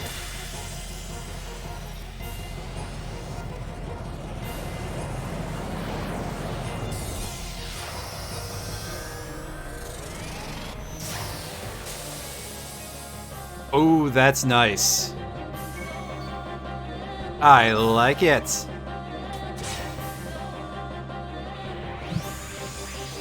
Alright, so where are we getting stuck to this time? This'll be Green Dragon Isle, yeah, so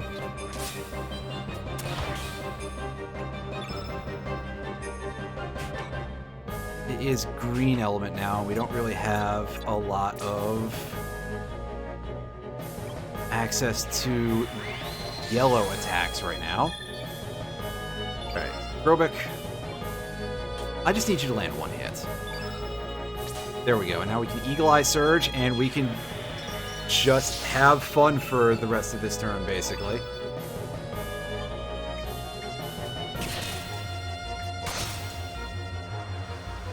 Omega Green, okay, that could be painful. Oh, yes, it was. Boy, howdy, was it painful. And now for a teleport to probably the blue zone? Yes. Absolutely.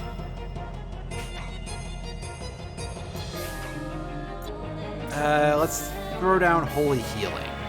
Surge is the only one who really needs any recovery right now of any significant level, but still.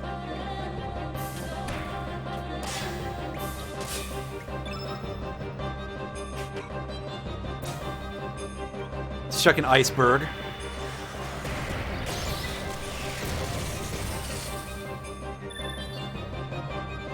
That attack is definitely pretty cool.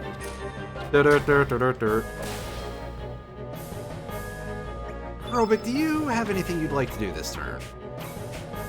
Over here you... Oh, right, that's the turn blue that we've already gotten rid of. Blue field, pardon me.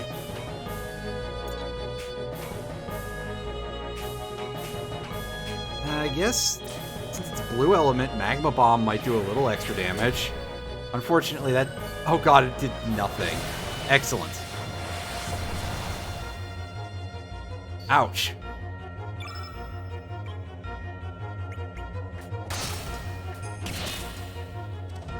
So let's just do a bit of this.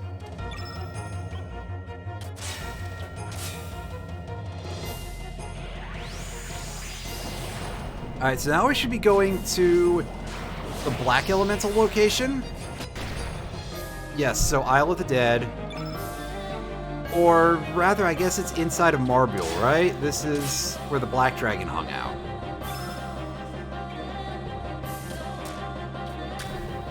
So here's Grobik being unable to really do much to help the cause. But we can throw a Meteor Shower out. Oh, also, yes, it does reset the entire field every time we move from one place to the next.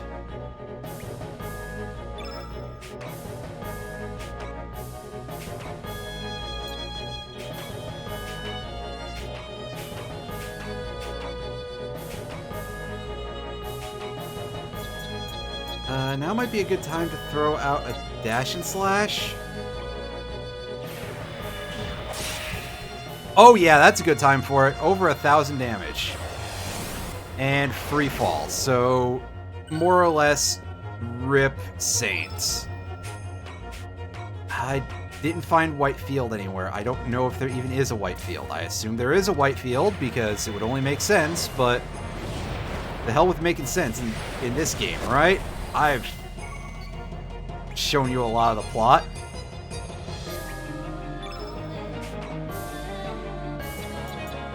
We'll throw down a recover all, because yeah, Grobik got hurt pretty severely by that attack. Defend. Oh hey, that's gonna be painful. Painful-ish. But it actually set things up for us perfectly, so no complaints. Oh! Yes, complaints! Because you're a rat bastard. Fuck. And we're back on top of the tower. Which means that we can't use Saints anyway because it's back to being white aligned. And if we do that, it'll just be absorbed.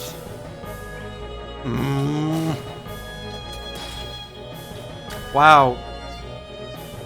Professor No Fun Allowed over here.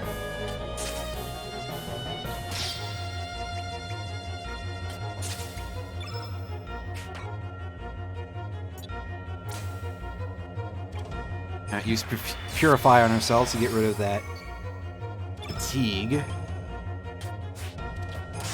Just try to keep landing hits.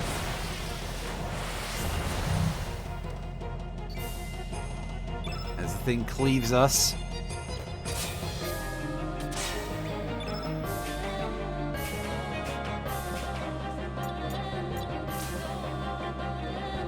I really wish that Square Enix would do more with this game and this franchise than just do something like this. I mean, they've got a bunch of various crossover projects at this particular juncture. Shove this into one of them. I mean, this would make a really great, like, big raid fight for something.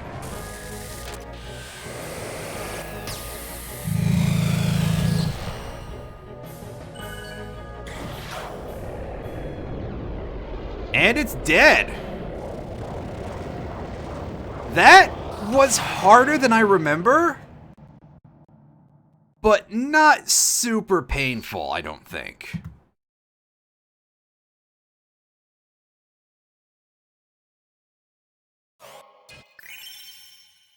Nice, nice, nice, nice. And get some heals.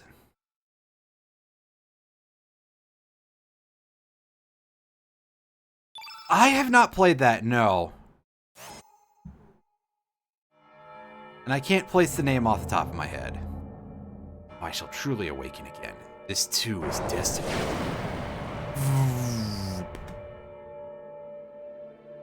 That thing, Dragon God, it is only a quasi-existence. A temporary form that the real Dragon God uses in order to appear in this dimension. The actual Dragon God was consumed long ago, swallowed by that being on the other side of the dimensional darkness. The frozen flame is a splinter from the extraterrestrial being Lavos. Yeah, this was established already. The one who connects with the frozen flame, in effect, links with Lavos itself. As the mediator between Lavos and living things, that one will gain extraordinary powers. By binding with the new seed of destruction, the Devourer of Time. What in the world's a Devourer of Time? Now, go to the place where time became divided and weave the threads of time together again. Former title drop. The Devourer of Time is a new life form, born from the fusion of a life form from this planet with Lavos, who nests on the far side of the dimensional void. In the far-off future, when the fusion becomes complete, it will awaken. Then, the Devourer of Time will begin to consume all space-time continua. Despair and hatred, to return all things to nothingness. That is what it desires. Here, take this with you. Receive the Time Egg. Neat. The Time Egg will enable you to travel beyond space-time. The world is in your hands. Go! Release the life that is imprisoned.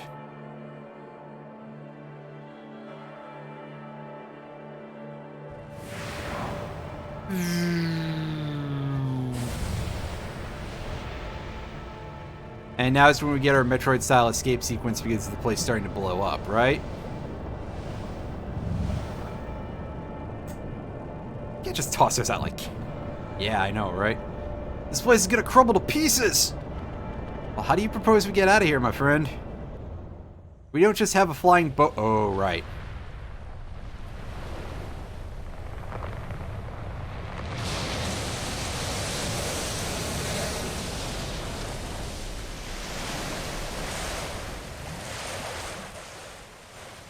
And crumbling to pieces is not exactly what Terra Tower does. It just kind of... Oh no, it does start springing leaks, never mind. But I remember it sinking into the ocean far more and changing color like this.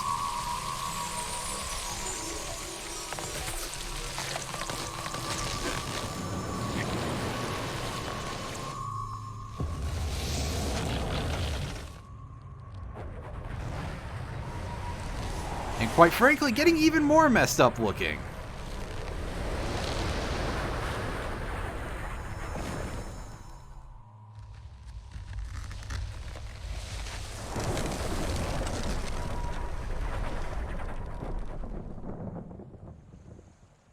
As it turns into some sort of sculpture of a dinosaur angel man thing.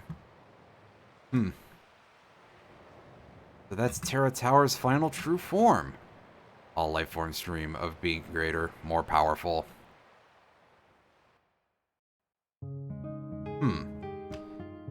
Well, interesting. Of course, to go deal with this, we do have to go, as was stated, to the place where the world lines split. But before we do that, we are going to... Oh! Thank you for the... Thank you for the subscription. Wait until you see my final form, though. Thank you for that robot voice. That sounded incredibly silly. Yes, we've seen this cutscene a million times. So this is the side of the world that we need to be on in order to deal with the ending. But first, we're going to go back and we're going to rest. And then we have to do a little bit of setup in order to... I have something that I want to try out, because I don't remember if it works, in order to hopefully deal with getting this good ending very easily.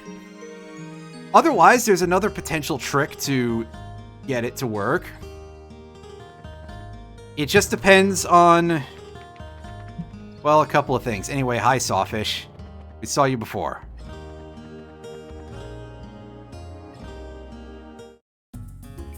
I just play the game good. Well, I mean, it technically is. It's a strategy. When I say trick, I use that in the sense of being somewhat of a stretch. But yeah, give me just a second here to go grab a quick bit of information.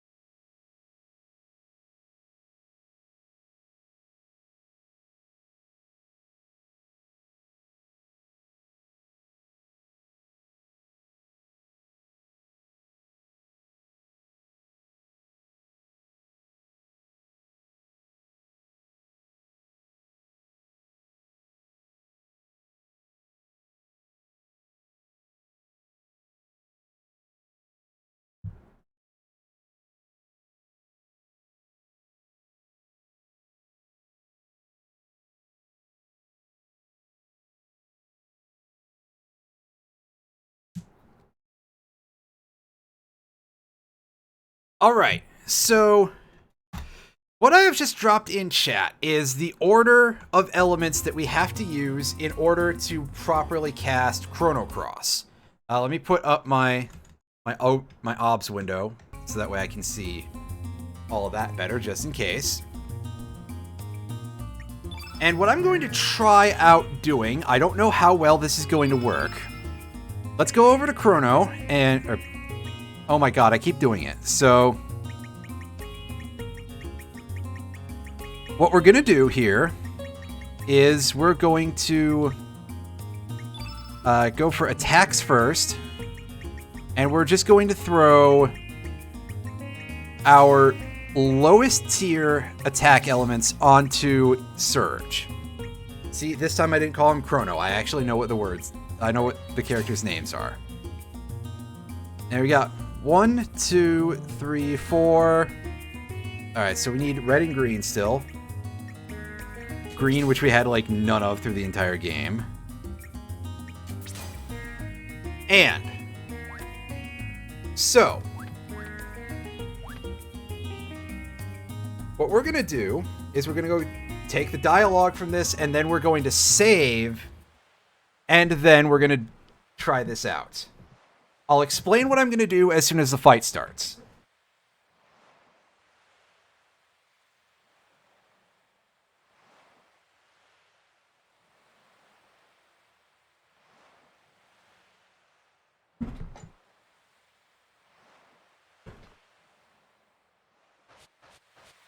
But first, we have to talk to the ghost kids on the beach. A new species is about to be born on this planet, an alien life form even more evolved than the old Lavos. At the darkness beyond time, the weakened Shala came under the influence of Lavos, and the two became one entity. It is now up to you, the one whom the frozen flame has chosen as its arbiter. You alone can decide how the new Lavos, which has encaged Shala within it, will evolve from here. Your actions will determine whether in the future all time is devoured by Lavos, sending the world into everlasting death. Balthazar foresaw this was going to happen in his world in the year 2300, and he was determined to prevent it from happening no matter what it took. Chrono Cross. It alone can combine the sounds of the planet that the 6 types of elements produce. Yeah, shut up. It's like they're supposed to be ghosts of kids that were much older than this when they died and had gone through this previous journey, but even that doesn't work. The melody and harmony that brim within all life forms use the Song of Life to heal her enmity suffering. We entreat you, Surge. Please save Shala. Yeah. Alright, Luca, what do you got? So you finally made it, Surge. When did this sorry tale all begin? Was it 10 years ago when you were almost drowned here? Or was it 14 years ago when you were wounded by the Panther Demon that attacked you? That resulted in you being carried to Chronopolis, where you came into contact with fate and the frozen flame? Or perhaps it was 2,400 years in the future when the time crash hurled Chronopolis back to prehistoric times. So, in 3,420? It could even have been 12,000 BC when an ancient magical kingdom at its end after trying to use Lavos. Each is close to being correct, and yet at the same time so far from the right answer. The true beginning was during the destruction of the ancient kingdom of Zeal. So, one of them is actively correct. As the palace collapsed around her, Princess Shala was sucked into a dimensional vortex along with the Lavos Mammon Machine. Shala and Lavos became unified into one even more powerful entity that would evolve into the Devourer of Time. Filled with the hatred and sadness of Lavos, half of Shala's mind being set on destroying all of existence. Yet at the same time, the other half of her mind desired to save the universe and to be rescued herself. As Shala fell through the time gate in these conditions, crying echoing through time, that is when her story and yours began to intertwine, and it is also in the past and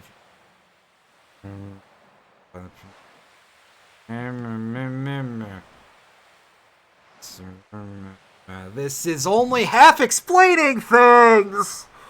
Oh, it pisses me off so much because we've glossed over entirely the fact that something that is going to destroy all of time should not be preventable.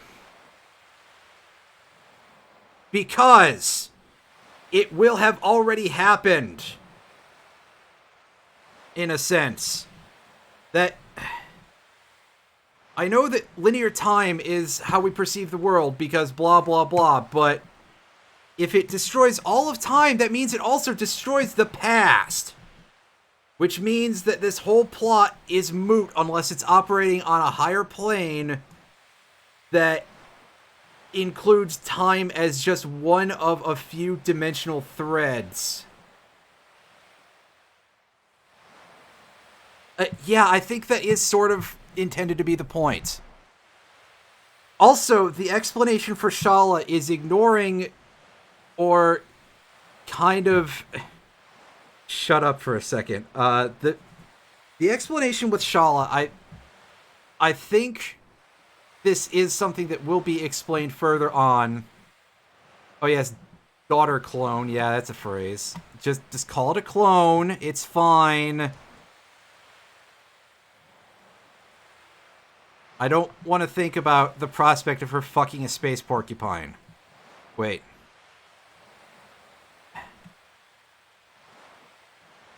Anyway, the whole project existed to leave money of Chronopolis, a time crash.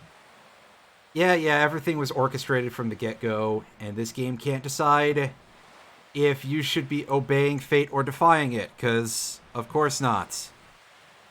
Blah, blah, blah, wanking motions. Further in the future, she's traveled back 10 years in time to now the other world, as he spoke with Lena here on Opasa Beach.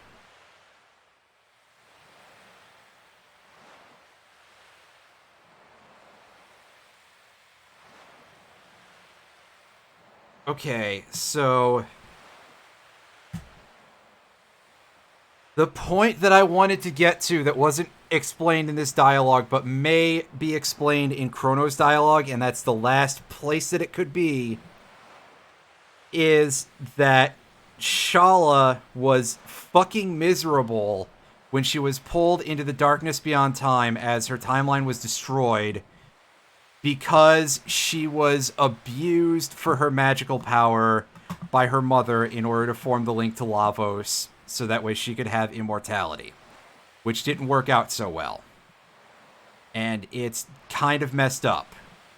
And Lavos, when bonded to her, corrupted that desire to be unharmed as erase all of time so that way it could not be a possibility. So let's see if low budget Yugimoto here tells us about this. Where even angels lose their way. 10 years ago, you died at this very spot. There's no mistake, you drowned, Ben. The truth is, this world, in which you are still alive, is the irregularity. This is the false reality. 10 years ago, it was Lynx who tried to kill you at this beach. After Prometheus broke the link between Fate and the Flame, Fate tried to eliminate any obstacle that stood in its way. So, was the storm induced by Prometheus? Or was Fate distracted by the storm or something? In the meantime, the Six Dragons had sent Harl forth to try and gain possession of the Flame. Harl made contact with Fate's biological incarnation Lynx and tricked him into temporarily joining forces. Okay, so a lot of things were just coincidental, basically, it sounds like. The elimination of the Prometheus circuit's lock on the Frozen Flame was everyone's top priority. Lynx and Harl abducted Luca, who alone could release the Prometheus lock that guarded the Flame, but the whole attempt ended only in failure. So they waited for you to appear instead. You see, Fate calculated that you would one day cross the dimensions and try to make contact with the Flame. I don't know how to break this to you, but Lynx was actually your father, Wazuki. I think this was explained to us before, but now I don't remember. Drawing closer to the Flame caused him to become unstable, and the image of you dying in terror changed him completely. Finally, after having his psyche totally eroded, he lost his soul and was easily integrated by Fate. Fate turned Wazuki into a biological interface, modeling him after your worst fear at the time, a panther. Although Wazuki managed to escape from Chronopolis with you, he later completely succumbed to Fate. Humans are such disjointed, imperfect things, love and hate, life and death. Perhaps even Fate itself dreamed of using the Flame to someday reincarnate itself into a species. I mean, it did have ambitions of godhood, apparently. It is quite sad, really. It's like when you gaze into the Flame gazes back into you. Is that all you got? So, yeah, the thing that I just explained is not dealt with? Then I'm not sure where I picked it up from. Either way. Save. In we go. And we don't have to talk to the squirts ever again. Alright, use the time egg on the purple portal. I said use the time... Can I just hit the button? Use the time egg on the purple portal.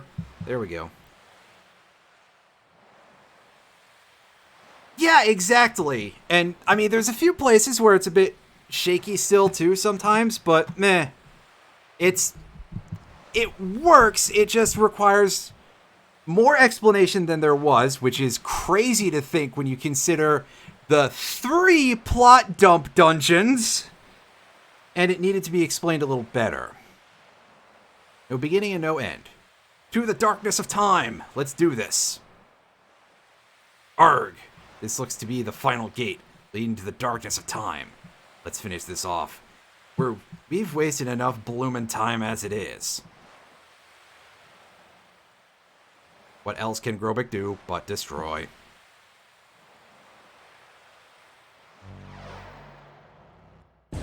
Let's book it!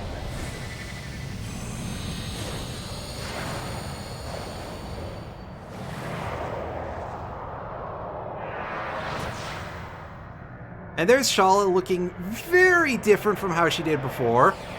Never mind the fact that the model doesn't look that much better for being HDized. But here's what we do. We just are going to build up to level 7 for Surge. And here comes the Omega Green. Ouch. Unfortunately, that's in the middle of proceedings, so that doesn't help us. Now, Fargo. 1, 2, 3, 4. Element. Vigora. Target Surge. Now, if this works the way I'm hoping it will, this should make this entire thing practically free. And now all we have to do is input the correct order. So, Uplift. Yes, our stamina was not consumed, so we should be good to go.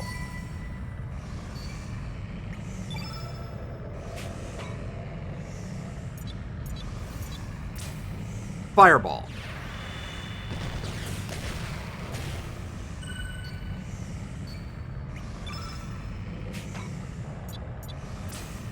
Bushwhacker. Now don't pull another turn out of nowhere on me. Come on. Be a good dude. Cure. We'll cure Fargo. And let him feel like he's useful. Alright. Gravity Blow?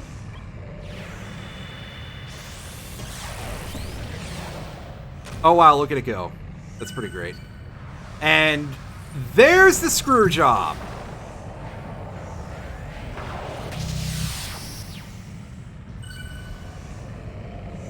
There's our entire pattern ruined. So instead, we're going to do things differently, and we're going to basically get into a position where it's going to do our work for us by beating the ever-loving shit out of it. As you do.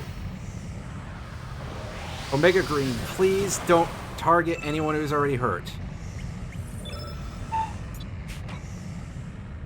I'm really disappointed. I was sincerely hoping that that would actually work.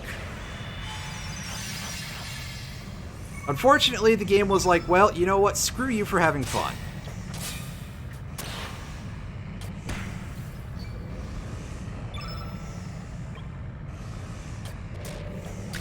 So we're just going to push things a bit until it gets mad enough at us that it can actually start trying to do something useful, in theory. Attacking with Surge too much might not be the smartest plan, but our damage is pretty low, so it's okay. The sunglasses may not be taking effect. Snake! So once you get deep enough into this thing's HP meter, it's actually going to start using the Chrono Cross order on us.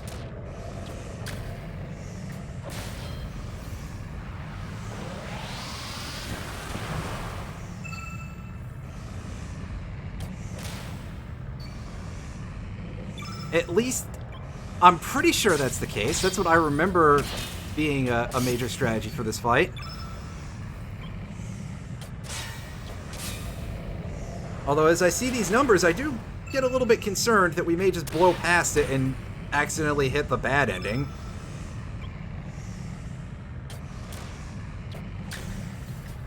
So the bad ending, if you just punch this thing a bunch, it will instead... It will temporarily die, but it'll just come back. Because, you know, fuck you, right? How dare you try to save the world?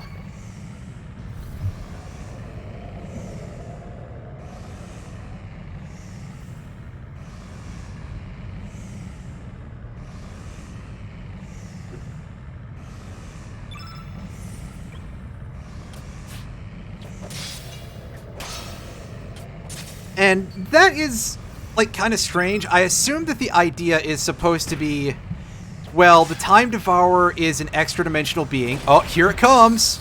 There's some Omega Yellow. Alright, so it's time to go on the defensive here.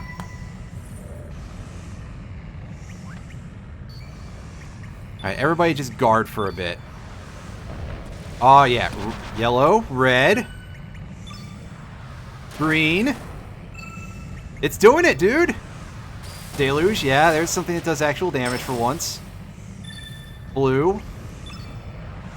Graviton. And now all I need you to do, my dude, is use... Oh, Ultranova is painful, but we should be safe. Just don't do 269 damage to Surge. Oh, yes, we've made it. Well, the final boss did the setup for us. Give me that good ending. Also, rip Grobik.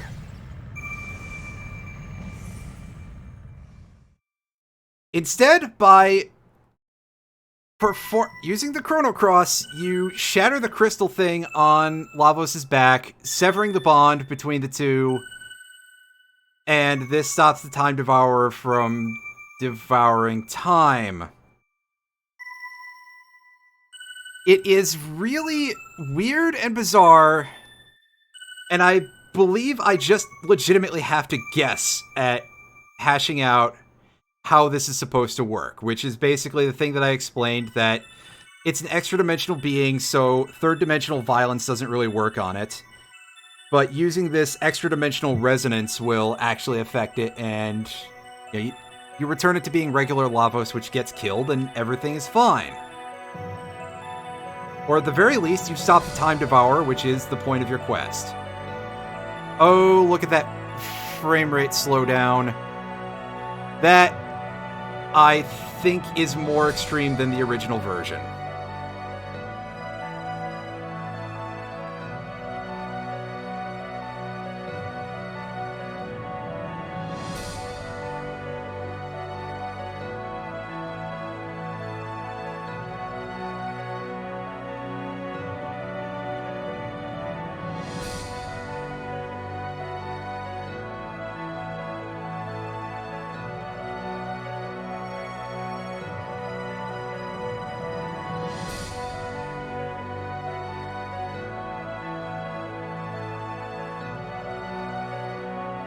And there's Grobik just hanging out, passed out on the floor.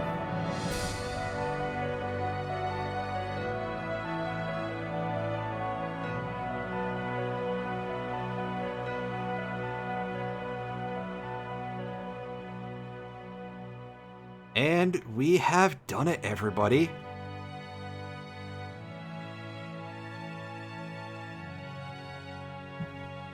I've been waiting an eternity just for this very moment. Yeah, let's let the ending play out at its normal speed, even if it starts losing frames. As I suspect will happen. Oh, do I have to actually... Yeah, I have to press buttons through it, so I guess maybe not. Oh god, that looks terrible. Meaninglessly hurting one another, the disappearing life forms. Love to hate, hate to love. Why are we born? Why do we die? Evolution, the survival of the fittest? What is there to be achieved from harming one another? Killing one another? The eggs that we call planets, and the innumerable spermatozoa, the life forms which gather around them. When one of those countless seeds is joined with a planet, a new universe is born. Well, this is one of the very few Sony licensed games that I know of from the PS1 era that mentions sperm, so that's interesting. All this exists for that one moment. Also that the universe can evolve into the next dimension. Does that make us all just pawns? Are each of our short lives nothing but a cheap sacrifice, just so the one chosen life form can be born? No, that is not the case. Each and every one of us has a chance of becoming that one chosen life form. Yes, it could be you. If you would just... Oh, I was about to say something real rude. I shouldn't... I should try to reduce the joking while this ending, because this is a pretty alright ending. Each of us tries to do our best with the hand we're dealt, be it our genes or the environment we live in. Each life form, struggling to make the best of the life it's given, forms a link in the golden chain that leads to the creation of a new universe. Every single thing in the whole of nature is perhaps just dreaming a dream of life. All of them are also perhaps nothing more than a dream dreamt by a planet before its birth. Oh, but yes, eventually all dreams will return to Zervan, Sea of Dreams. So, does Zoroastrianism exist inside of the Chrono universe? Because Zervan is a reference to something that comes out of Zervanite Zoroastrianism. So that's very strange. And I think that this is the only reference in the series to Zervan. Zervan is implied to be the entity as described in Chrono Trigger, so that's a little bit left field. Because I don't think that's added to any of the later retranslations. Surge. Don't go yet, Surge. It's alright. Everything is alright now. Time, which has been divided, will be unified again now. The time for farewells has come. You will lose all memory of this whole adventure and return to your own time. But this time, you will be able to live your own life. Aye, matey. It sure was a swashbuckling voyage.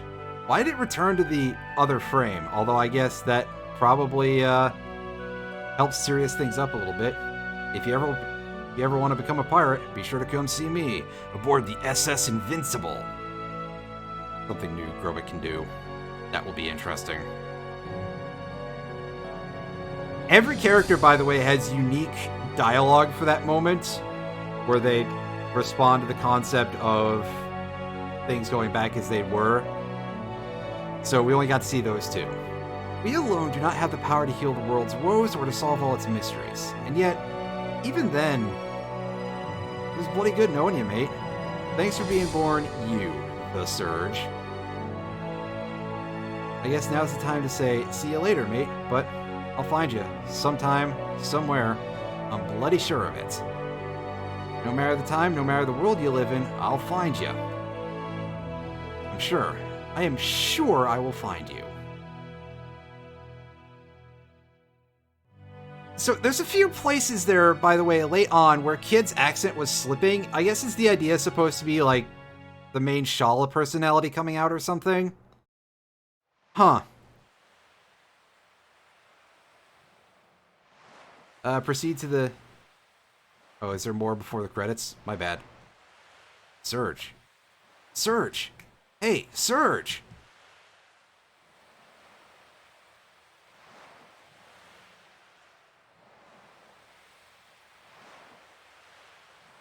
Surge, did you choke to death on that Komodo scale? Alright, what's the matter? Don't scare me like that. You passed out all of a sudden. What? Terra Tower? Fate? Talking about? We just got here. You got some Komodo dragon scales for me, don't you remember? That was weeks ago. You sound confused. Come on, Surge, get with the program. Our summer's only just started. I mean, yeah, there is that. He's not supposed to remember the Terra Tower or Fate or any of that stuff. Maybe it takes a bit to kick in.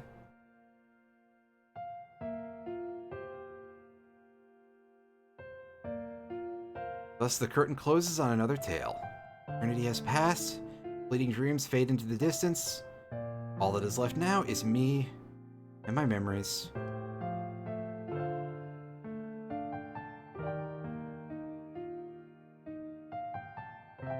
But I'm sure we'll meet again. Someday, you and I, another place, another time. It's just that we might not realize that you are you, and I am me.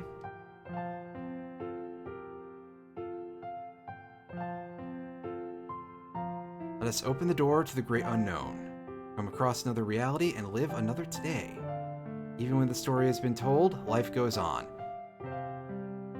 Yes, there is some funk with the animation. Your eyes are not deceiving you. Until we meet again, take care of yourself, my friend. Forever yours, Shala Kid Steel. And I think that like weird pulsing that is not irregular, rather. That's a thing from the original. It's not a frame issue because the rest of that was moving perfectly fine in terms of frame rate anyway. Smooth. And we're stuck on this not moving.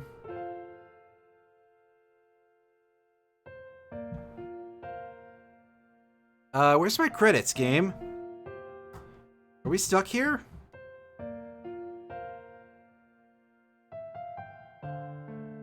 Oh, there we go. Because, yeah, of course there's a credit sequence that we should be able to see.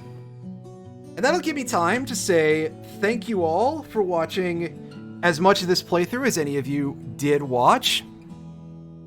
So, Chrono Cross is a game that I was fascinated by as a youngster. Oh my god, the resolution on these credits is very small. So everything looks really stretched up and really badly anti-aliased. It's a little bit crusty. So, I was kind of fascinated with this game when I was young, although I didn't play it until I was much older, because Chrono Trigger was my first real RPG that I played through on my own, through an emulator, mind you, because I didn't have a cartridge. We didn't have a Super Nintendo, but for a few years when one of my brother's friends was living with us as a roommate, and I didn't pick up an actual Super Nintendo for a very long time afterwards. And this game is a bit of a weird one to give a full opinion on, because I genuinely do enjoy a lot of the gameplay, but you've seen that there's a big problem with people just whiffing all the time. The accuracy often gets just dismally dismal. Like, there are so many instances where, hey, 97 or so % accuracy, you still missed. I kept making XCOM and Fire Emblem jokes because really it does have that level of feel-badness to it a lot of the time. And the battle system is something that can be pretty damn intimidating. Like, it can be very overcomplicated looking, and you can go into it and be like, well, how do I operate this? And it is something that you can pick up, I feel like, over time. I don't think it's anywhere near as bad as that, but I'm saying that from the perspective of someone who's played it quite a bit. And then we come to plot matters, in that this game's plot is frustrating on several levels. On one hand, most of the plot stands alone pretty well. If you completely cut off the various Chrono Trigger connections and you treat it in a similar way to like one Final Fantasy to the next, where you have a lot of recurring things like, oh, you have a Cid again, oh, you have an Ultima weapon again. And of course, you know, between every Final Fantasy, those are absolutely not the same Cid and Ultima weapon and shit like that. You can have something like that going on with Chrono Cross from Chrono Trigger, where it's like, oh, you have a Masamune, a Luminaire, a Shala, whatever you want, but they're different characters, and it's just, you know, a mostly irrelevant game that shares a lot of these connected elements. But that's not really what it does, and when the plots try to link together is when things tend to go afoul. And there's a couple of things that are explained that even if they were disconnected would be a little bit fucked, but not nearly as... It would be less so, I guess, if they made the effort to disconnect them. So they could have either done that, or they could have improved the connection between the two games. Ultimately, you're left with something that is very confused, but I think that the game is pretty good, and it's worth playing.